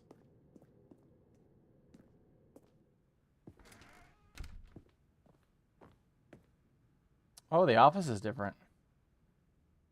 Stepping inside his manager's office, Stanley was once again stunned to discover not an indication of any human life. Shocked, unraveled, Stanley wondered in disbelief who orchestrated this, until he saw the door with a voice receiver next to it. Surely behind this door lay all the answers to his questions. And beyond all probability, he knew the passcode. He had seen it on his boss's computer just last week. Nightshark 115. Was this the code to open the door? Would it still work? There was only one way to find out.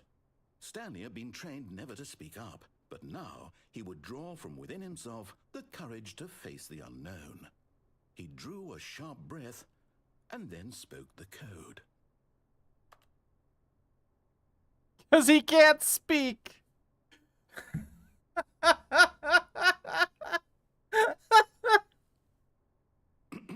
Stanley spoke the code. Nightshark 115. He spoke it into the receiver, right there on the wall.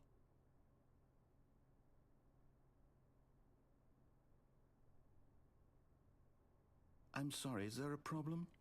You didn't mishear me, did you? Please speak the code into the receiver. Otherwise, we can't get on with the story. This is a crucial step.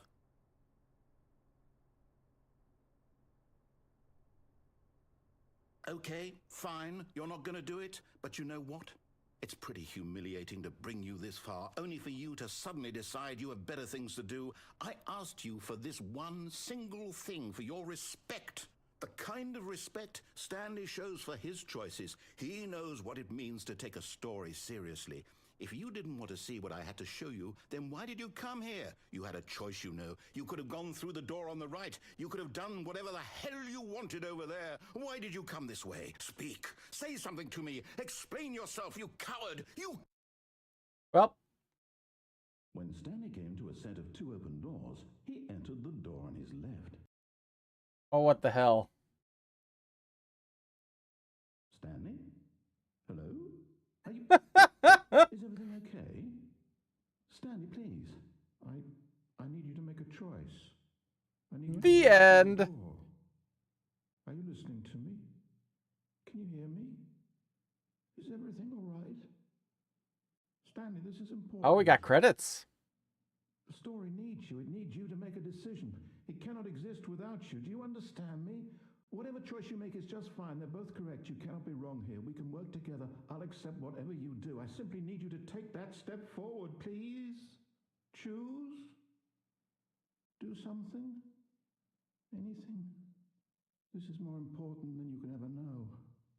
I need this. The story needs it. So, you hear me? Are you there? Are you listening to this? Stanley, are you there? Okay. It's okay, I can wait. Jesus. Time to decide. Time to make sure your choice is correct. That is the best choice. That's all right. I'll wait for you to decide what's the right thing to do. Take as much time as you need. Sorry, Leroy. All right. Feel like that is a really good place to end. I feel like we've seen pretty much everything that there is to see. Looking at the list of endings, the baby one is really the only one I haven't seen yet. Yeah. So what that means is that Thursday we're gonna start Metroid Dread, which I hear is actually really hard compared to other Metroids. So yeah. Yeah. It'd be fun. Thank you for hanging out with me, Tetra. I really appreciate it. Thank you, Mariana, for coming back and resubscribing. Thank you very much to Nauseum for the raid. It's been a really good night. And the rest of you, I will see you on Thursday, hopefully. Until then, I hope you all have a wonderful night. Later.